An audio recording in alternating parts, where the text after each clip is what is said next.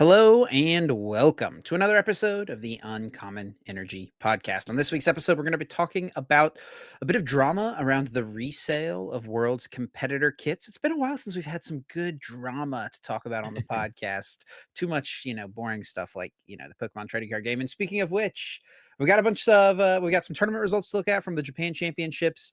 We've got some new cards revealed. We've also got NAIC coming up this weekend. We asked some questions of our viewers over on our Twitter. We're going to be answering those, giving our thoughts on the decks heading into the NAIC format. And of course, thrown into the mix there, we will also have Guess That Flavor Text, everyone's favorite segment. And then we'll close things out this week over on our Patreon exclusive weekly bonus episode.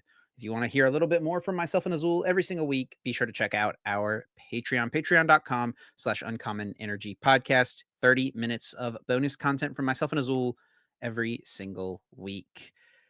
My name is Chip Ritchie, joined here as always by my friend and co-host Azul GG. What's up, Azul? How we doing? How's your week been? And are you ready to head down to New Orleans? Yeah, doing good. Ready to head down to New Orleans. Headed out tonight, actually. We're recording a day early. My flight is very early Tuesday morning, so heading down to the airport later this evening on Monday. Had a good week. A little bit of streaming after I got back from. Was LA really just last weekend? It was, wasn't it? Yeah. Yeah. Yep. Did a little bit of streaming after getting back from LA. But then, of course, heading back out only about a week and a half later. Stream the Japan Championships over the weekend. That's always fun. I always love restreaming major tournaments, and it was a big one because we are heading into the North American International Championships this weekend. So potentially could have some big impact on what people are playing. I feel like that does happen, even if there's only a week difference. I feel like there is sometimes a big shift when it's like the first big event in a Yeah. format. Or I Yeah, guess it's like for this. sure. It's the second from Japan, to be honest. But I feel like this there was some like interesting results from it for sure, which we'll talk about. So I think that will have an impact on a lot of people switching or not switching decks, stuff like Or that. like what techs people will or will not include in their decks as well. Yeah, Finding yeah, like better lists as well. I think that's definitely part of it. yeah, definitely. So yeah, getting ready for NAIC, which you're going to be playing in as well. Are you feeling prepared for another back-to-back majors for you? When was the last I time you had know. back-to-back majors like this? 2019 when I was still competing a little bit. Yeah, probably. Yeah, I'm looking forward to it. To be honest, though, I have not been playing as much as I was playing leading up to LA. Leading up to LA, I was like playing constantly. I was testing online every single day with someone from the crew, and we've had some stuff going on, like traveling and stuff the last weekend for LA. I don't know, maybe the bad finish in LA as well, kind of A little deflating. discouraged me, deflated me. I think that's a good way to say it a little bit. And I don't know. I just haven't had the drive to hop in and grind games and stuff like I was leading up. But I'm definitely, once I get to New Orleans, going to be locked in, ready to go, do whatever we got to do. And yeah, I'm looking forward to hopefully finding something sick to play. I got a couple things in mind that I think seem decent for sure. So yeah, very much looking Maridon. forward to playing. No Maridon doesn't seem Miraidons, no like a Miraidons. Maridon doesn't seem like a super good place here. A little bit No, discouraged. honestly though, to be fair, everything except Raging Bolt seems pretty decent for Miraidon, but Raging Yeah. Bolt just seems impossible, man, I mean, impossible. Maridon did win the last Champions League, right? That was before this Raging Bolt deck Yeah. really Before, existed, yeah. though. It's actually Yeah. kind of crazy. Like the Raging Bolt deck just did not exist for Well, it's not that like the tournament. most obvious of combos, right? So I think it makes sense that it like took a little while for that to kind of marinate, someone to come up with it. I think it first originated from some like city leagues and stuff. It started popping up. And then it's like just dominated over here the early week. I mean, that's what we talked about a lot last week was that deck. And it Yeah. continued to dominate at the Japan Championships, which we'll talk about. I mean, it had some really strong finishes. I think there was some talk in the last couple weeks about the Raging Bolt Ogerpon deck about like it being fraudulent or not being real. It won't be that good at NAIC. I think all that's kind of crazy. I think that deck is actually like pretty dang good. I think there's a little bit of wanting to call a deck fraudulent. People are just on the fraudulent bandwagon. Like a new deck pops up, fraudulent, fraudulent. Because if you're right, it's cool, and if you're wrong, Okay, I don't know if anyone cares if you're wrong. So you can just call every deck fraudulent, and you're gonna get some hits in there eventually. Then you get to Um, quote retweet yourself calling it fraudulent 3 weeks ago and be like, "See, I told everyone." yeah, and you just won't retweet it if you're wrong, because Right, no one will ever exactly. know. I wasn't, but going into the format, I thought Raging Ball would be, just kind of another bad two prize punching deck, but I definitely think it is. I think it has arrived. I think my initial take on that was wrong, uh, for sure. I think the deck is pretty solid. Um, Definitely. but we'll get more into that. I think we're gonna start off with talking about that drama. We love some drama here on the podcast, and You finally know, some that is. Go ahead. the only bad thing about this drama is that we don't get to really clickbait it in the title this week. Like, our title and thumbnail this week definitely just has to be about NAIC, right? So it's like that's the best Yeah, part of drama is when we get to throw it in the thumbnail and the title, really gets the people going, but not yeah. this week. Yeah, Gotta we talk definitely about would prefer. NAIC, but Yeah, NIC has to be the. I mean, I guess it's not really clickbait, right? Like, no clickbait this week at all. well, yeah, Um, sure, sure. Well, clickbait doesn't have to have, like, a negative connotation to it. yeah, it's just something to get people interested. I mean, that's definitely something that I think. Yeah, people don't. Yeah, people like over exaggerate it being that bad. I mean, it can be like bad sometimes. I don't think we've ever had that bad of clickbait. I guess like there are people who use it a little bit. What would you? I want to say maliciously, but it's not even that malicious. Sometimes there's very little to do with the title and the thumbnail in a video. Disingenuous, Yeah, yeah, disingenuous. yeah. So just like over exaggerating something is different than something not existing in the video for sure. We definitely do our fair share of embellishing or exaggerating what's in our videos sometimes. Just a Just a wee little bit, bit. Hey, we just got a to wee get you bit. to watch, and hey, you're still here, so it looks like it worked. But yeah, why don't you go ahead and read this initial tweet for us, Chip? Yeah. We jump to this This drama. this is something that kind of has, blown up on Twitter this last week. A VG player, Alberto Lara, I hope I'm saying it correctly. He's someone who's pretty well known in the VG community. He's a good player. He's in his Twitter bio here says 3-time regional champion, 3 international top cuts. Obviously, very solid player. Um, but also someone who I've seen his name pop up over the years around worlds and stuff like that. He, I think, is a pretty well-known like reseller. I think that's like what he does outside of Pokemon is he like flips stuff on eBay. I think he has an Etsy shop and stuff like that as well. Sells like modded Switch controllers and stuff like that. So he's a grinder, right? Grinding Pokemon, but also like, grinding the hustle, right? He's a hustler, I guess you could say, right? Someone who's out Yeah. there, making their money flipping, doing all that type of stuff. And he tweeted this week, if you have your invite and need help getting to Worlds, I can help you with $850 towards a flight to get you there in exchange for your kit. Of course, referencing the competitor kit that you get for earning an invite to the World Championships. You can look at the info and my terms below. If you are interested, send me a DM. The amount of people I can do this for is limited. And he does go to outline several different things in a like a note here saying that if the flight's more than 850, you will need to pay him the difference up front. So he's like booking flights for people, is what this is, um, in exchange for them giving them their competitor kits once they get to Worlds.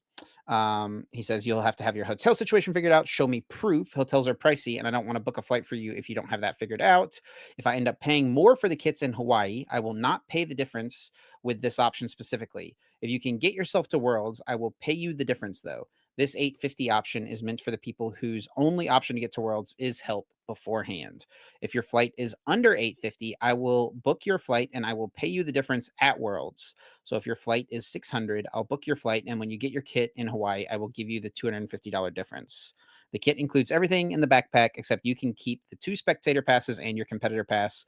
So it includes the Worlds cards, competitor t-shirt, plush, etc. And then there was. I guess we can. You should start with probably by reading some of the follow up comments for us to kind of Yeah, it was come up pretty with our own negative takes on the that. the response to this I think from a lot of people, but then there's also I think people who kind of there's a lot of people like definitely coming to bat for Alberto here, right?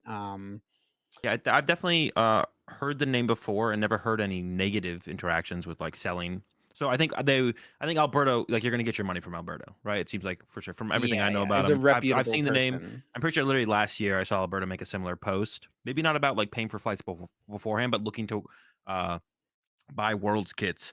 And then one of the main things like well, one of the words that people use for this was predatory, which is like a word that is used sometimes in selling and buying of stuff.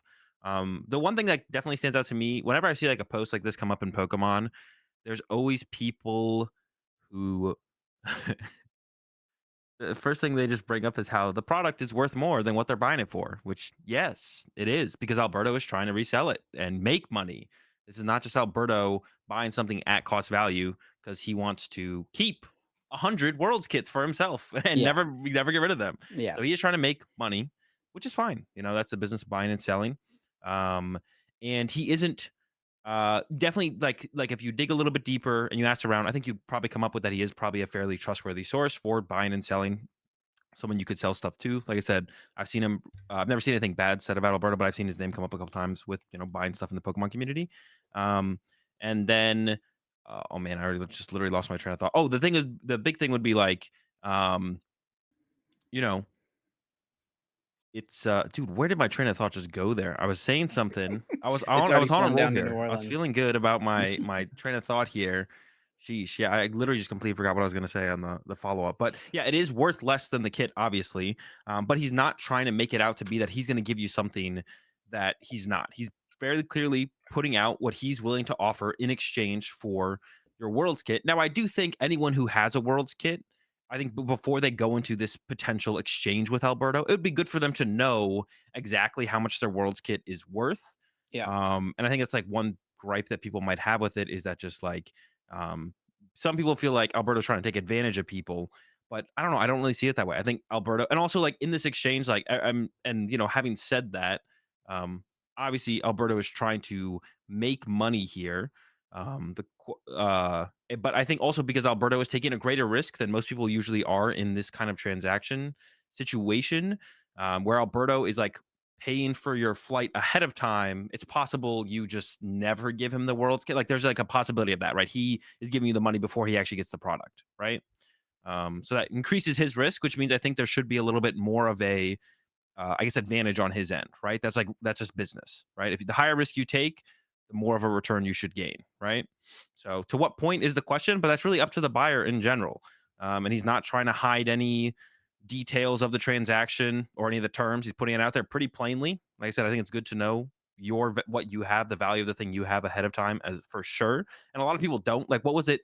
Was it recently? Like at London Worlds, people were buying Worlds promos for like 25 bucks or something, or 50 bucks, like in the conventions or in the hall or something. I think it was something like that. Um, you're muted, Chip. Yeah, people were probably offering that. Yeah, no, I think that was like I remember seeing some kind of like some post on Twitter about it, from like post London Worlds of people like offering 50 bucks and like buying them for 50 bucks from people.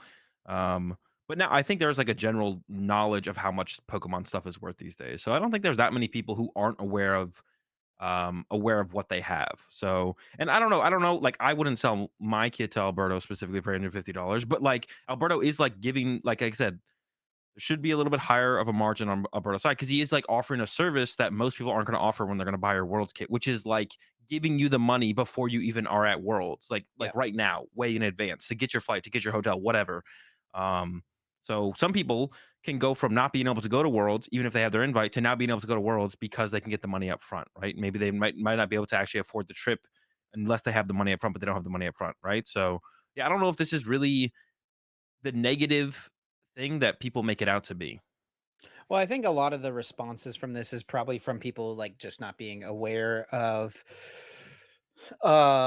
like Alberto and the fact that he's done this before. And actually, if you look back on his Twitter, I think like if the first time you ever like heard anything about Alberto was like seeing this post, it might come off a little weird and stuff. But even a few days before this, he actually tweeted out that he wasn't going to be doing this because so he did do this last year for Worlds. He offered to buy people's kits, he paid them upfront for their kits, and then he would collect the kits at Worlds.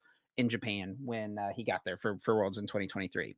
And a couple of days ago, before this all blew up, the tweet we just read, he also tweeted something else out and said, "In the past month, I've had about a dozen people asking me about selling their Worlds welcome kit to get to Worlds. So here's a tweet regarding that if you're interested." And he said, "This year I will be buying Worlds welcome kits starting off at 800 and the sealed promo pack at 500. I will not be paying upfront this year for your Worlds kit as someone burned me last year. So sorry, you have to find a way to Worlds yourself to first pick up the kit. I will do the same thing as last year and honor the highest price I paid for kits slash promo packs by the end of the weekend. So, for example, if I buy your welcome kit for 800 on Thursday and by Sunday I have bought multiple for 1,000, I will pay you the $200 difference. Remember that I am buying these to make a profit myself, so I don't pay the full value of the World's kit myself. If you were to sell everything off individually yourself, and he estimates around $1,200 to $1,400 value. If you have any questions, you can ask me, but this should be the most info you need." So he wasn't even going to offer the like pre purchasing service that he ended up tweeting out that he would do. But I think that him booking the flights was kind of his way of uh, trying to shore up that people would actually get there, get their kit, and give it to him, as opposed to, I don't know what the situation was with him getting burned last year. Maybe Yeah. someone didn't end up coming. He sent them the money, he couldn't get his money back, whatever, something like that. Um, If that difference is accurate, like he said 12 to 4, even if we take the higher end of that, and if you sold it all yourself, you could get $1,400. Him only making what $550 on that difference when paying you up front. If that's actually the number, then that's pretty reasonable to me. yeah. Like that seems pretty reasonable to me. Like yeah, for And sure. Like I do think because a you have to big like part of the objection here was like people saying in the replies about like they were claiming their Worlds kits and stuff are worth $2,000. I've seen people sell their kits for like all kinds of different money and stuff like yeah. that. There's no set Um, price on this. This isn't something that's easy to kind of have exactly. a market around as well and You don't track. even know exactly for sure what's coming in the Yeah. World's Also, welcome I'm kit. like you can say it's worth $2,000, but you're not going out of your way. Like, if you are going out of your way to price out every single item and sell every single item on like eBay or something, like that's a lot of work to begin with. But also, none of you are doing that. It's like when Pokemon players open up their booster box and they're like, "Oh, my booster box is worth $150." No, it's not. It's all going to go into your binder and never get sold. It's not worth anything. Like, it's if you're actually going to move the product every individual piece and make money back on everything, sure, maybe you could get up to 2K, but no one's gonna do Yeah. that. Like Then the you amount of have the effort and work. individual selling fees for every single item you Yes, sold. the You have all taxes, the the selling fees, the shipping, yep, the actual man hours of putting it in, and who knows how long it's gonna sit there in inventory. yep, Like, I hate, like, Pokemon I mean, I see it so much in the Pokemon community because not only is it like a community that I'm in, but it's a community that I'm in where buying and selling happens. People are just so, ignorant to, like, the full process of selling something. They just think it's like, "Oh, this is worth $100, therefore it's worth $100." It's like, no, that's not quite how it works. There's like so much more effort to put in to actually make that thing worth $100 by the time you get like your return is like, I don't know, it's just like it's so ignorant on the general player base's um opinions, it feels like most of the time. So if that is true, if that number is like reasonable, the 1,400, we're taking like the high number, and it is Alberto's estimate. But I don't see anyone else throwing out like a 2,000, maybe. Like I guess maybe. I honestly just don't know, to be honest. yep, But yeah, there is like no set market for this kind of stuff, and like that would be involving like pricing out and selling every individual item. Like if the 1,400 is like a reasonable number, then him giving you 850 seems like very reasonable, like, upfront. 850 upfront seems super reasonable if that's actually a reasonable number, but I don't know for yep, sure on the numbers, but either way, I don't see any, like, shady business practices being done here from Alberto, in my opinion. Very yep. upfront about everything, and I think people are just kinda I feel like this happens a lot in the Pokemon community, though. People just kinda blow stuff out of the water and wanna assume the worst and see the worst in, like, any little possible thing they can, so it's another one of those. Yeah, I mean, if you just even look on eBay at like the Paradise Resort from this past year, the sealed pack. Now I will say, right at Worlds, these things were selling for a decent bit of money, like between 800 to even as much as like $1,200. You could see anywhere in that range, and Yeah. it would fluctuate a decent amount in those first weeks because it's like a very niche market, but also there's not a lot of things out there for like price points referencing. But like right now, if you went on eBay and you wanted to buy a sealed pack of the Paradise Resort promo cards, you can buy one for $600. There is a seller here that Yeah. has one for sale for $600. And is the rest of the stuff in the kit even worth 600 bucks? I don't Well, know. it just kinda depends. It very much depends, and all Also, that you type of can't. stuff, you do have to sell it pretty quickly. You have to be pretty quick to Yeah. market to get the maximum dollar for this stuff. Yeah. And also that's like another thing to like kind of like if Alberto's like an established seller, he's gonna be able to sell it faster than anyone else. Just because if he's gonna be able to sell something the day of picking it up at Worlds or even pre-sell it at a higher price, it doesn't mean you can. Which is Yeah, like what I hate when people like look at the price of a product now. Like the it's like pre-release prices for like stuff as well, right? Like Prime Catcher was what, like 50 bucks if you pulled one immediately at a pre-release, like, oh my gosh, I pulled a $50 card. But yeah, are you gonna go sell it immediately for 50 bucks? Probably no. not. And then it's gonna Yeah, go down to 20 bucks. Like if you hold your Worlds kit, don't sell it immediately. Sure, maybe in the immediate, let's just say we go really high. We say it's $2,000 immediately within the first 24 hours of getting your Worlds kit from Worlds. Are you going to move that all in 24 hours? Do you have the capabilities to do that? The answer is no, and you're not going to do it. So your Worlds kit really isn't worth 2K. And that's another risk that Alberto has, right? Even if he can sell some of it at the inflated price, the initial inflated price, he might not be able to move all of it. So then it's going to drop fast. And that's another risk he's taking with buying your product. So, yeah, a lot of people just, it's just like comes back to the thing where I feel like a lot of people are just ignorant on like business and economics. Like maybe that's a second class. Like actually, someone brought this up in my stream the other day. It's like, Azul, what do you think is like the impact of taking like a statistics class versus a master class in the Pokemon TCG right now? And I'd be like, a statistics class is probably actually more beneficial to like to a certain level, right? Um, but then past that, if you're going to argue about drama in the Pokemon TCG community on Twitter, I feel like an economics class, I feel like it's come up a couple times where like a business slash economics class would be pretty useful for a lot of people's bad takes and bad opinions. It would like pre-flesh them out for you and you like understand the actual process that's happening if you took a, a quick business and economics class or something like that. Because yeah, the more we've talked about this, and I didn't like overly think about this too much. I knew we were going to talk about it today on the podcast. But the more we've talked about this, there's just nothing wrong with this. Like, there's just nothing wrong with this post here from Alberto or this a potential transaction. What he's offering seems more than fine, and if and even more than it's like giving just like the potential for people to make it to Worlds, even if they couldn't have. I mean, if he was like, even if he, let's just say he was offering like $250, like but, like, made everything all the other statements the same, like, it would just be, like, almost just stupid at that point. Like, if everyone should just laugh at the price and move on almost, I feel like. Because I feel like, that's so ridiculous. The price of, like, 250 bucks for the World's Kit would be, like, so ridiculous. I don't even know how to, like, respond to that. But it seems like he's giving out a pretty reasonable price for that service, right? Giving it helping you get to Worlds potentially, helping you book your flight ahead of time, stuff like that. So, yeah, that's my take. I don't know if you have anything else you wanna add. not really. I mean, I think we're pretty much you and I on the same page here. I think yeah, I don't know. I think a lot of people just don't understand the process and how much goes into like trying to get rid of this stuff super super quickly if you want to like get that maximum dollar for it. And also a lot of another thing as well, like I think a lot of people don't even realize that this stuff can be worth that much money. It definitely, I think, if you wanted to sell the pieces of your kit, you probably, if you went to Japan or not Japan, to Hawaii, picked it all up, came back home and listed it all on eBay as quickly as possible, you probably could, piecing it all out, get 12 to $1,500 for it. Probably so. That is probably true. Um, but you gotta the turnaround time on this stuff, like the peak interest in it is definitely really high right at the event, right? Yeah. And as the event is concluding, the interest in that stuff goes down. If you really want to get the most value, you got to do it like you pick it up on Thursday or whatever and go to the hotel room and list it on eBay right there. That's like the Yeah, way to yeah. do it if I you mean, do or want to sell even your stuff individually. as soon as the images, 'cause we usually get the images for the do we actually? Or no, we get all this stuff They do literally at usually Worlds, right? reveal, like, what the competitors get. The last couple years, they have started to do this where they, like, show the competitor kit off in, like, Yeah, a well, then video or you'd, like, something like put that up that. for pre-order on eBay immediately, like, take that image, and then you could list that and You put that probably up for could, pre-order. yeah. Yeah. Of course, you have like, that's one of those things where you have to be careful with how many are you actually gonna be able to get, access to, but, uh, yeah, yeah. This seems like, at the end of it all, 'cause like I said, I didn't think about it too much, but we kinda my opinion has developed on this as we've talked about it here. I think it's a big nothing burger from the Pokemon community. Classic, huh?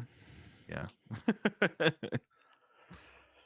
Well, there's that. Let's move on from this discussion and talk more about the Pokemon trading card game, the results from the Japan Championships this weekend. We will, of course, be talking about NAIC, answering some questions that we took from Twitter as well. We've got some new cards we'll be looking at shortly, but let's kick it off with the Japan Championships. Azul, you restreamed the event this weekend. You were Yep. watching it live as it happened. Um, I didn't catch that much of it, to be honest. I, went back the next morning and rewatched, like, the finals and stuff, but, what were your kinda, like, thoughts of the tournament itself? I saw some, like, pictures on Twitter. It almost seemed like the spectacle was, like, raised another level, like, production value seemed pretty high for this one. Was it any different from normal? It was about the same. I mean, like the whole stage and everything, the way they had everything set up was pretty cool. That was pretty dope.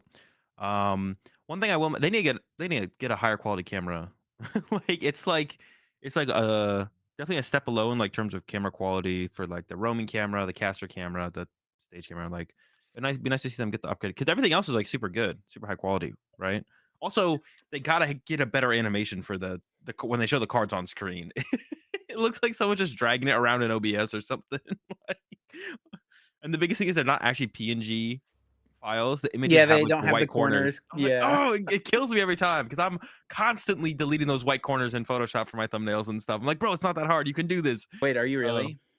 well, sometimes when I have to take like the Japanese early Oh, scans. okay, okay. I was gonna be like, Um, "Bro, you know you can download PNGs from PKMN cards." oh yeah. Okay, okay, That's what I good. do. Yeah, or I use Dillinzer's Chrome plugin. Okay. Shout out to Dillinzer. Um, But yeah. Like every time, bro, I get so there's a couple things they just need to just generally upgrade across the board. But like besides that, stage was cool. The player intros were cool. They had like walkouts through like the smoke machines and stuff like that. So that was all dope. And I guess like one thing we didn't, I don't think put here in our outlet, but they were doing their new best 2 out of 3 thing, Oh, yeah, yeah. which was we could talk about that. I guess like first they did best of 1 in day 1, and then best 2 out of 3 in day 2. No ties. No ties. It was not possible to tie. And if you tied in day 1, for anyone who's not familiar, a tie in day 1 is a double game loss. So if there's not a winner in the match, it's a Both double game people loss. lose. Yeah. So, but day 2 they had best 2 out of 3. A little bit different though. No ties. So if you won game 1 and you're going into game 2, then I believe it was counted as a 1-0. And then you won 1-0 and you got 3 match points. If you won the match 2-1, you got 4 match points, and if you won 2-0, you got 5 match points. That's my biggest gripe with their system is if you win a match, but your opponent wins a game, you don't get as many match points. Also, the loser, if they win 1 game in the best 2 out of 3, but complete 3 games, gets 1 point. I don't like that. If you win the match, you win the match, I feel like. But they have like a bunch of sudden death rules where it's like if you're in game 3 and we saw this come up a couple times, I believe, throughout the stream. If you're in game 3 and time is called, all that stuff, yada yada, then it's who's ever ahead on prize cards wins. They have a little even up turn rule as well for anyone who doesn't know. They don't have +3, instead they play to even turns. So whoever went second, if they're the last turn in time, the game is over. But if it's the person who went first in the match, then the player who went second gets an extra turn, and then they check the prize count. And if someone's ahead on prize cards, they win that game. If no one's ahead on prize cards, then next prize card wins. And if you're going into game 3, I think we saw this once. If game 2 finishes in time, then going into game 3, it's like sudden death. First person to draw a prize card wins. And we saw this for a Lugia versus Guardy match. And I didn't hate it, to be honest. The match is concluded, played more games of Pokemon. I think I brought this up last week or the week before, whatever. The big question with that is like, do you just want control install to not be viable archetypes in Pokemon? Because that's what that does lead to, which I'm not sure if I like the idea of that or not. But overall, it didn't feel bad to watch their best 2 out of 3 system play out. Yeah, maybe, like, control stall in those formats, they just have to commit to the 1-0 strat, but then I guess the problem is that you're only getting 3 match points, right? Yeah, You're that's like the never problem, gonna right? get 4 or 5 match points, right? Yeah, that makes things tough for sure. Like you're just at such a massive disadvantage. I think it basically negates those Yeah, that's probably true. as possible decks, right? Yeah. If you did get yeah, if you only getting 3 match points means like sure you could like go undefeated, like just 1-0 everyone, but but you could just not make cut even if you like 1-0 everyone, right? So that's like a big problem. So that's why it basically makes control install just not viable archetypes, I'm pretty sure. Um so there was that. But besides that, I mean, the matches were cool. I mean, best of one Swiss in day 1. I didn't watch all the rounds in day 1. I stopped after round 8. They had 10 rounds day 1, actually. It was 10 rounds day 1, 4 rounds day 2 into cut. Um, but we basically, let me think how many games I watched. 8 rounds, and then they have the celebrity matches as well, where they follow a celebrity for a couple rounds. So it was like 10 or 11 rounds. Only 2 of them felt like real games of Pokemon. A lot of them were donks and just poor draws. But that's what I feel like that happens every time In when I best of watch one. when I watch a tournament in Japan. Yeah, best of one is just, it's not good, man. It's not good. It's not good to watch at all. But yeah, that was the result of most of the matches were just poor draws or just literally getting donked. I Yeah, didn't watch so the last couple rounds, which were apparently decent.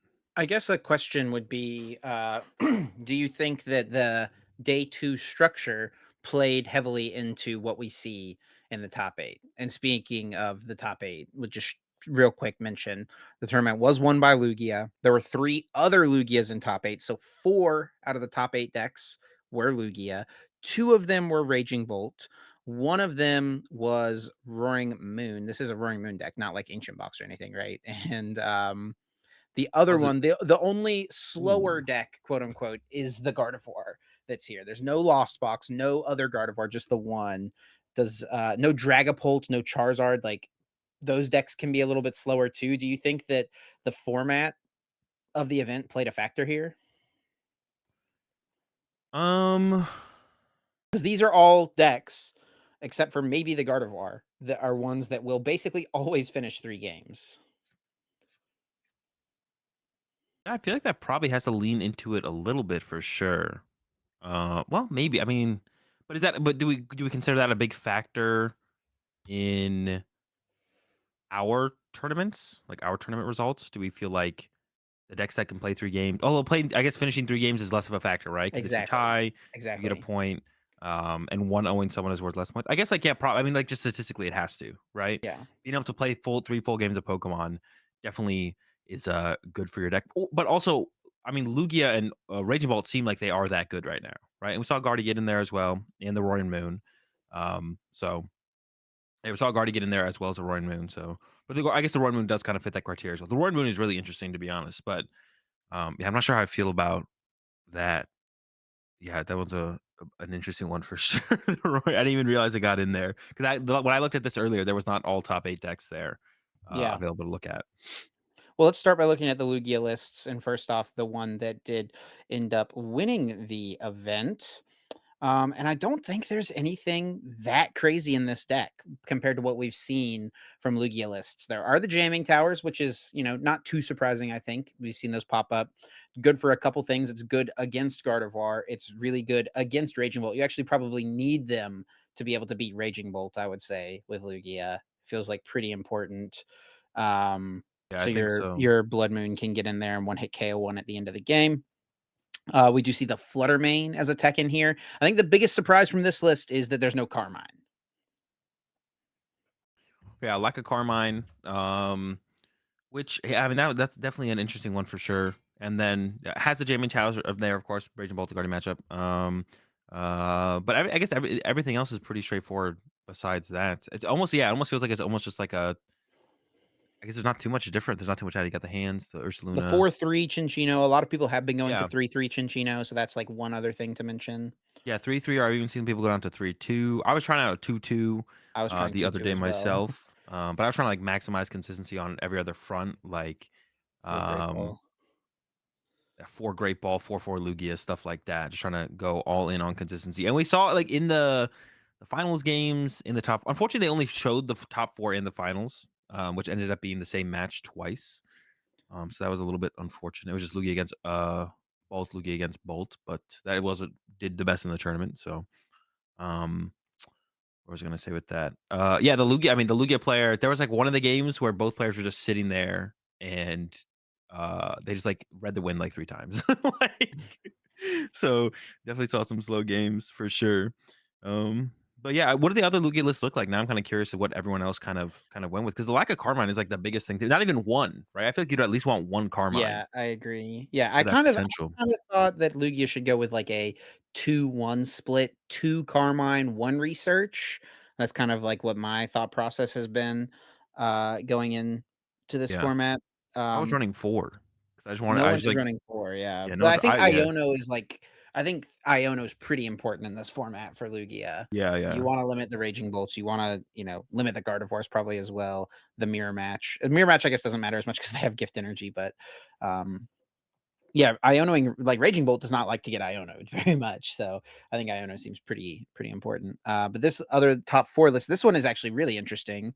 There is the 2/2 Chinchino in favor of a few different attackers. We've got Radiant Charizard, Luminous Energy, okay?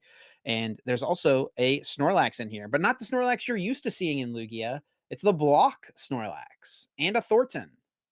Yeah.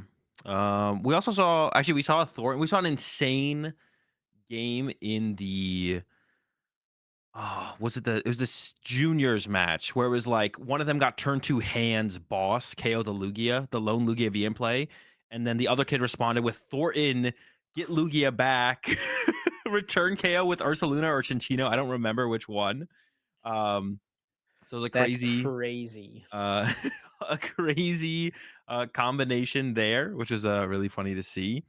Yeah, I don't know what the block lax is for. It's got to be like for a specific matchup, right? Because you could like probably trap something and 2-hit KO with it.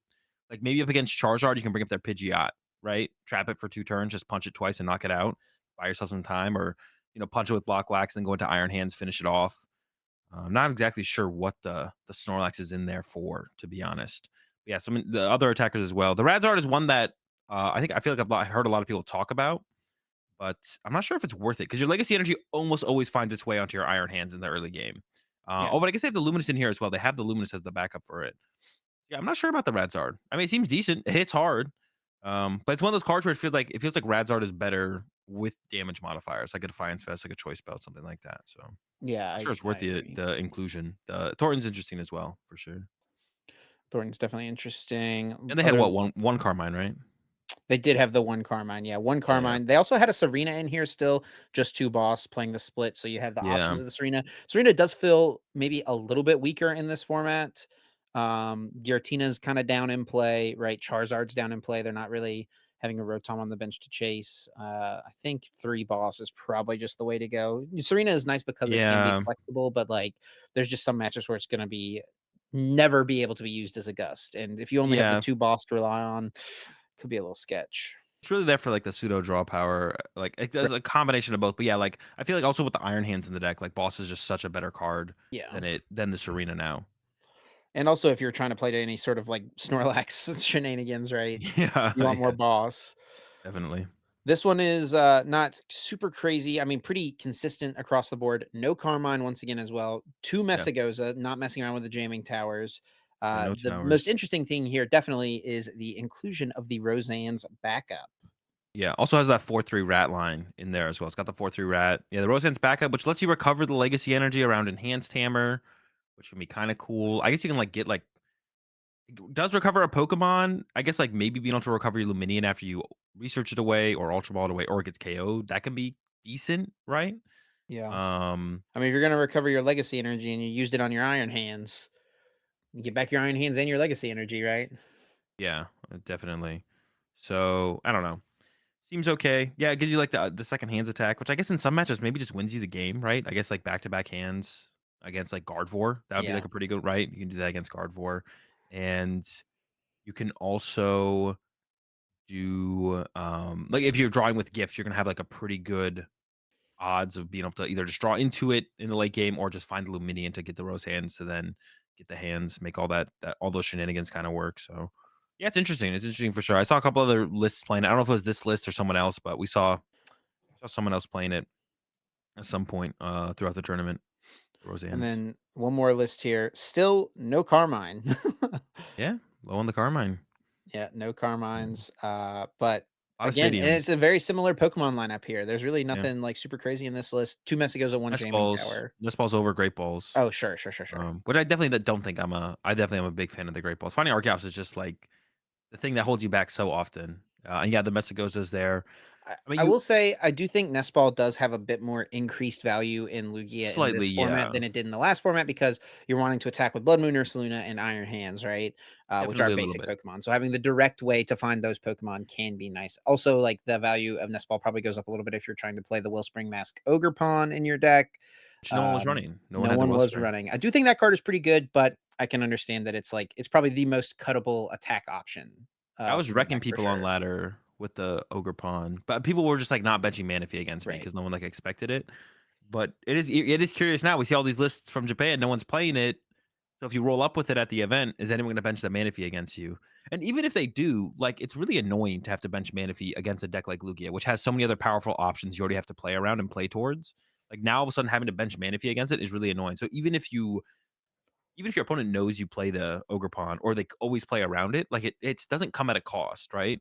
Like if you're up against Guardy, now maybe them mentioning Manaphy is they have Manaphy in play instead of Radiant Greninja for the draw power, right? So they draw that many less cards each turn because they have to sacrifice somewhere to get the Manaphy into play. So even if they get it into play, it's not coming at no value, right? There is still some value there. Honestly, dude, also that card's ability to lock something active with Yeah. Sob is super good. I actually won a game on ladder playing some Lugia where uh it was like against a Gardevoir opponent or something like that. And I was like going to lose the game. And they discarded both their Turos. Most Gardevoir lists right now are playing two Turos, zero Palpad. And so I just went Sob Greninja. They had 7 cards left in deck and they conceded. The game was over. Yeah, the Saab win con is definitely real for sure. Got to look out for that one. My biggest takeaway from one of my biggest takeaways from watching this tournament is Lugia looked insanely powerful Yeah. overall. Like it is still not the most consistent deck. That was its hang up last format. I think this format, we even see people choosing to not play Carmine. So the consistency buff is not even being played in Lugia, which Carmine is like it's like a theoretical consistency buff, right? It's not 100% across the board. The deck is more consistent because if we're seeing people choose to not play it, maybe it makes the deck less consistent to run it, right? Maybe research is just so powerful that it's actually worse with Carmine, right? Which is definitely possible. I have a hard time believing not playing at least one Carmine is worth it Yeah. for those opening hands where you just have a lot of chops plus access to Illuminion or maybe just the raw Carmine itself. I have a little bit of a hard time believing that for sure, but it's possible. And then with that though, the deck does definitely get more powerful. The thing is the deck powerful enough to make up for it still being a rather inconsistent deck? And I don't know. Like It's probably the line, close. yeah, the lines of play that came up from seeing so many games of Lugia with Blood Moon Ursa Luna at the end of the game, or Yeah. putting Legacy Energy in play, not just on Iron Hands, but on your only two prizer in play, or on the Chinchino you're currently attacking with to reduce the prize cards your opponent's drawing by one, or being able to attack with Iron Hands because of the Legacy Energy to like put you very far ahead in the prize exchange or to get you back in the prize exchange. I was definitely impressed by what I saw from Lugia at this tournament overall, to be honest. And I was like kind of sleeping on the deck overall. I was like, it's still pretty inconsistent. I don't think the power really overcomes that. But I don't know. The deck is definitely quite a bit stronger than it was last format. So I might have to change my take on that. And we see like by far the most successful deck of the tournament, right? Yep, and it was, not too far behind for most successful deck was a pair of Raging Bolt in the top 4, one of them getting 2nd place, one of them getting 3rd, and this deck has definitely been the talk of the community the last couple of weeks, and it's probably just solidified a little bit more here with this finish. Now, the interesting things in this 2nd place list. Hang on, Chip, real fast. I'm gonna teach you a new shortcut that I don't think you know because of how you just clicked on. Oh gosh. If you hold Control and then click a link, it'll open the link in a new tab. Yeah, I mean, that's fine. Then I have to use both hands. If I just use my one hand, I can go right click open new It just tab. It's seemed right just there. it just seemed. Did you know about it though? Anyway, let's move on. Talking about this new Raging Bolt Ogre Pond deck, the one that got 2nd place. I think the big things to come out of this deck were the inclusion of the Iron Bundle and also a pair of Pokemon Catcher. We're flipping some coins, baby. Yeah, the catchers almost seem not essential, but like the price trade towards the end of games can get really awkward where you need to play Sada, but you can't win unless you also play a Gust and your prime catcher's gone. So the catchers definitely in the games that I saw them come up, there was quite a few people playing catchers in the Raging Bolts that made it on stream. They were definitely the situations came up where I was like, oh, this would be really good if you get heads, right? So those situations did come up. The Iron Bundle is interesting. Didn't see too much value out of the Iron Bundle if I remember correctly, but I don't hate the idea of it, of course. You can use it And, twice with a super rod. yeah, you have the possibility of using it multiple times for sure. Um, and then it feels like I think the other list as well. I think pretty much everyone's on that Sandy Shocks at this point as well, which Yeah. makes sense. I'm pretty sure I think Sandy Shocks is just the move. The Ogre Pawn is interesting for certain matchups. Oh, this one didn't even play. Oh, but you still had the Flutter Mane as like Yeah, a this one one prize the set attacker. the list that got 3rd place did not have the Sandy Shocks in it, and we're meaning the baby Sandy Shocks, not the Sandy Shocks EX that you maybe have seen paired with Raging Bolt in the past. Yeah, Yeah, this Sandy Shocks is this basic even Sandy from the new Shock. set? No, it's from Uh, Temporal Forces. yeah, last set. Yeah, 20 damage plus 70 more if you have 3 or more energy in play. Yeah, so it allows you to attack for a knockout on something like a Droopy or a Charmander without attacking with a two prize Pokemon, which can be a pretty big deal in the prize trade up against decks like Dragapult and Charizard. Yeah, you can kill like Um, Drifloon and stuff that has a bunch of damage counters on yeah, it. so out to Mimikyu, It's huge also an advantage for the attacker you can Mimikyu. use when you play Iono in the same turn, right? Because you can attach to this, use the 2 Ogerpon on your bench, Mhm. play Iono. So it like you're not forced to play Sada the turn you want to attack with this, which is kind of nice. Yeah, definitely way less limiting than something like attacking with one of your other two prizes or like the Ogre Pawn. And like the reason people were playing the Ogre Pawn was like, oh, it's really good against Charizard because Charizard has like no good attacker into the Ogre Pawn. And then also really good against Charizard, but then also is an out to Mimikyu. But it takes forever to set up. And it's not a one prizer. Another thing that's about the Sandy Shocks is you can just push it in your active, which like going first as Raging Bolt, you want to leave a one prizer in your active. And if you go second as Raging Bolt and you don't find a catcher play or a prime catcher play, you also want to leave a one prizer in your active. So instead of sacrificing your Greninja, you can, send up the Sandy Shocks instead and start to put a little bit of pressure on while having that one prizer in your active. So Sandy Shocks definitely feels like the better of the two cards. You need to like play one of them, Sandy Shocks versus Ogre Pawn. But I could see, Ogre Pawn is like the hard tech in some matchups. So there are certain matchups that if they got popular enough, you'd rather play the Ogre Pawn. Sandy Yeah. Shocks is cool. And was the other list playing catch? Let's go to the other list real fast. So no catchers. No, there was one catcher. One One catcher. catcher, And this list had no Iono. This actually double looks, boss, 4 trekking shoes. yeah. This is like the kind of like where I ended with my list a little bit, where I was just like, I'm just trying to get to the Sadas. We're trying to get to the Sadas. Let's try and go get those Sadas. Um, Only 2 Pokegear though.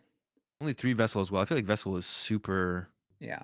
Both of these lists important. did have superior energy retrieval, which I do think is kind Yeah, of interesting. I feel like I guess the value there is that this is a deck where you're not playing something like research, right? You're not discarding yeah. useless cards, right? So superior can be really nice to just thin stuff out of your deck so you don't draw into garbage when you play Iona or your opponent does, right?